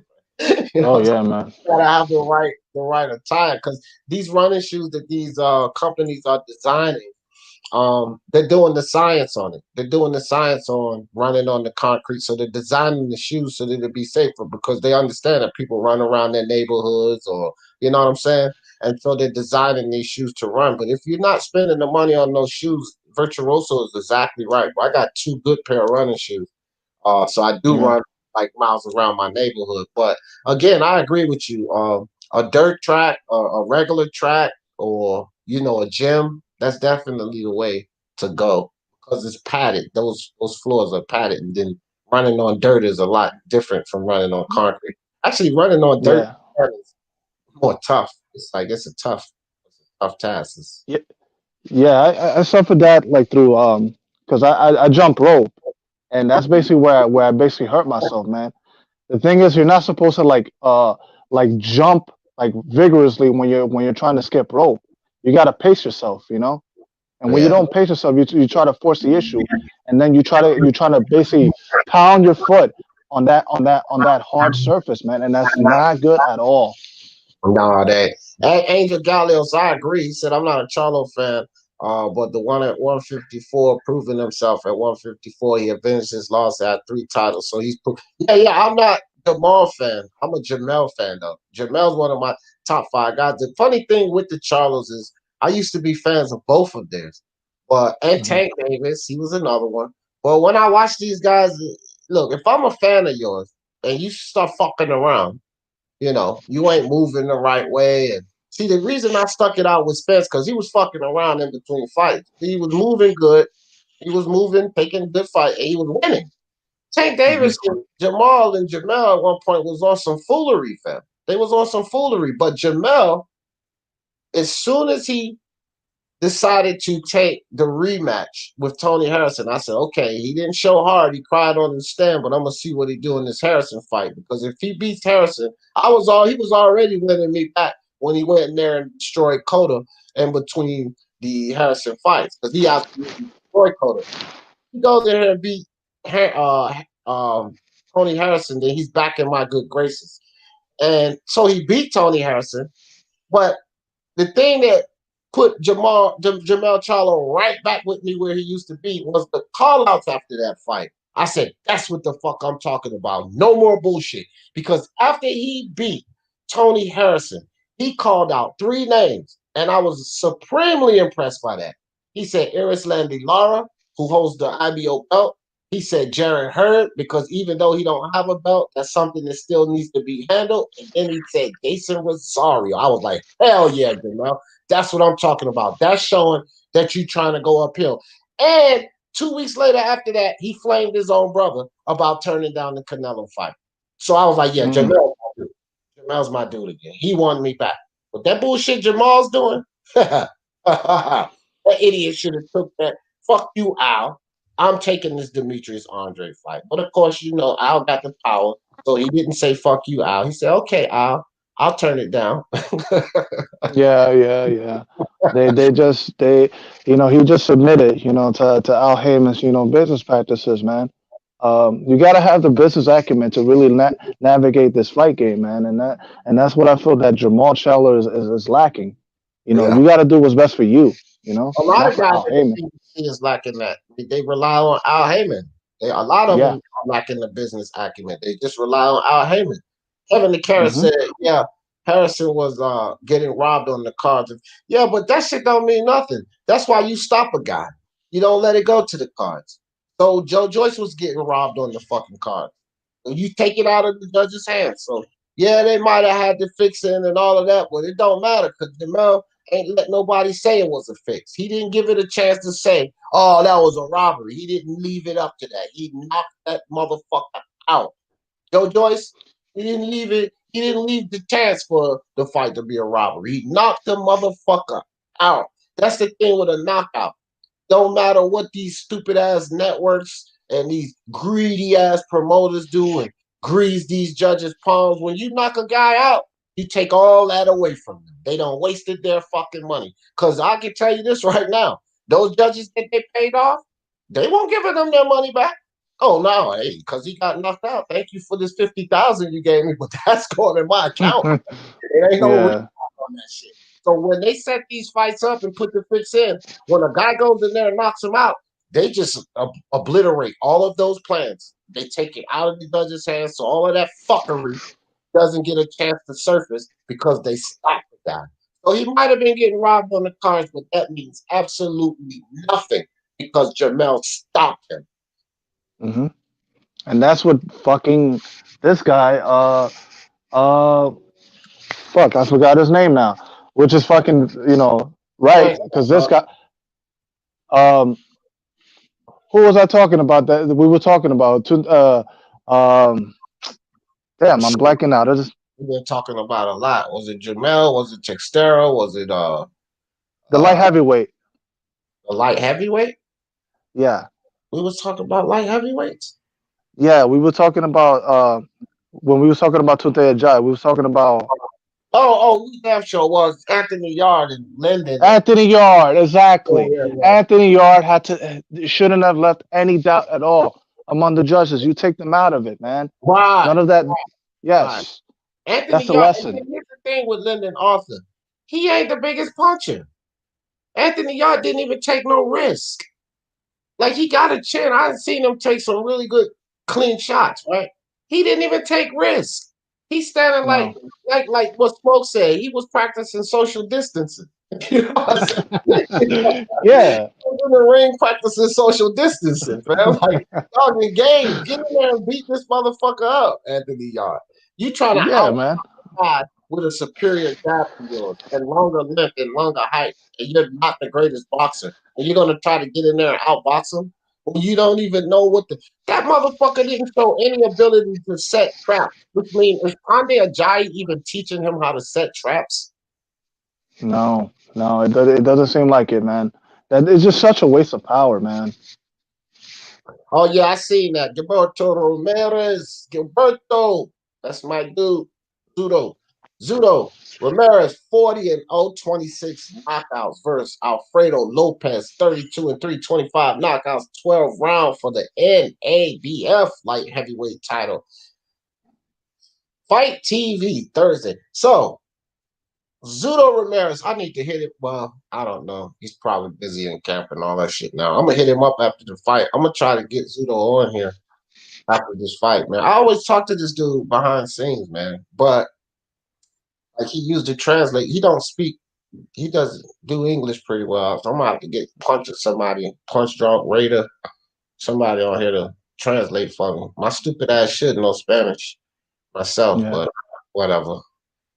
I'm an asshole. Yeah, if you get book that interview, man, I'll look forward to that, man. But I just want we already agreed to come on here. We just keep missing each other. Of course, he's much more busier than I am. You know what I'm saying? Yeah. You know what I mean? So, it's just I gotta get, like I said, I gotta get a somebody in here to translate for me. You know what I'm saying? But it'll happen, man. It'll happen. See, look, I'm gonna show you. I'll show you this right here, real quick. Let me take this down. But yeah, man, he already told me. Yeah, he was like, "Oh, definitely, I'll come kick it with you and everything." He said, "You know, I'm just here and there. We got to catch time, and we just really haven't been able to catch time." But hold on, there you go, virtual. So you can see the screen. Yeah, I see it. So that's Gilberto there, man. I be kicking it with the dude all the time and shit. He a good dude too. He real nice dude. Yeah, He just got yeah, married yeah, not too long ago.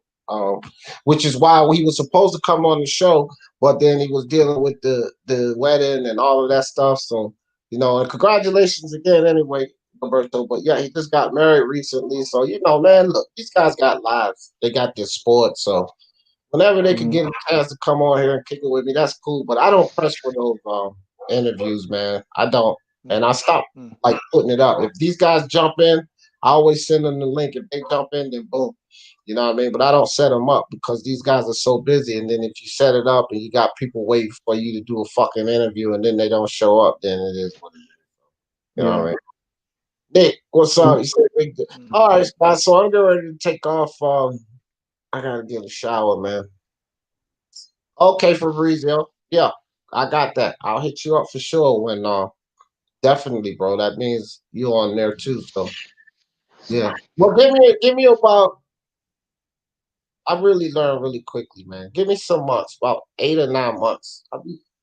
I'll be speaking a little Yeah, Espanol. man. Just take your time, dude, man, and try. Give yourself time to recuperate, man. Oh yeah, but I mean, shit, dog. I lay in bed all the time, so you can read in bed. I can talk shit on here in bed. You know what I Mhm. mean? So it's Mhm. all good. It's all good. Hey, Fabrizio, don't worry about it. Later, I'll be able to say more than "Yo hablo español." You know what I mean? I'll be able to do more than that. I'll actually be able to speak. I can say some stuff and I can understand more. But you know, I can even read and write some Spanish, but I just don't know it well enough. I mean, it's not like I've never heard it. You know, my cousins and them when we were younger, I probably knew more Spanish when I was younger. You know, kids learn every fucking thing, but you don't use it. You kind of, you know, after I was like 7, 8 years old, I wasn't around my cousins and them and Mhm. everybody. Like I used to hang out with Puerto Ricans and shit. And you know, when you're learning the language, if you're hanging out with them and you speaking with them, you pick up quicker. And then they tell you, no, Yeah. no, say it like this. But I'm not around. I'm not around them. When we moved, and I've been just around Americans the whole time, so I'm just Americanized. I mean, I'm more American and black than anything, anyway. So, Yeah. Yeah. Yeah. but it is what it is, man. It is what it is. But look, the got any closing thoughts, fam? I think we covered the Canelo situation and a lot more. No, man. Just I'm looking forward to this fight with Callum Smith and Canelo Alvarez, man. I think he might, Callum Smith might, present some challenges, but I think Canelo's gonna overcome them. He's gonna chop that wood and then and head to the head, man. But yeah, man. For those that are new to this channel, man, like and subscribe to Speaking Man Sports Talk, man. It's a great channel, man. You won't Appreciate, regret it. I appreciate that. All No right, doubt, D. you're welcome anytime, Virtuoso. Anytime, fam. Okay. Well, guys, I think we covered this. Canelo Alvarez, Callum Smith, they forcing the zone hand. We don't give a rat's ass what your motto is. You're gonna do pay-per-view this time. That's for sure. And the zone, I think it's gonna work out for them. It's gonna get some people um subscribing to them, and hopefully that this is an incentive for them to start putting on some of these cards. The top ranking the PBC has been putting on for us. Eddie Hearn has had some good cards in there, and maybe the zone will step it up and give us some shows like this in January, February, March, and April. And it would behoove them to do that type of thing because they're trying to attract fans. Lance Myers, what's good with you? So, hopefully this works out for the fans. It's definitely going to work out for the fighters. It works out for us because we get to see the fight. But in the long run, this idea that the DAZN has decided to jump in bed in the pay-per-view and it's not this fight, it could be a better thing for boxing, especially if the DAZN decides to do this 2 or 3 more times until they build the subscriber base up. Could be a better thing for boxing because it just may bring us better fights. Because when you invite people to your platform, you have to impress them. So this may put some fire under the DAZN's ass to not deliver us these weak cards, because they're going to want to keep the new subscribers that they get from this venture they're taking on. That's how I look at it. Could be all good for us guys in the end. Canelo Alvarez versus Callum Smith, they forced the DAZN. They forced the DAZN in bed with a pay-per-view company. And y'all know how I always in this thing. For the love of sports, let's talk about it. Peace.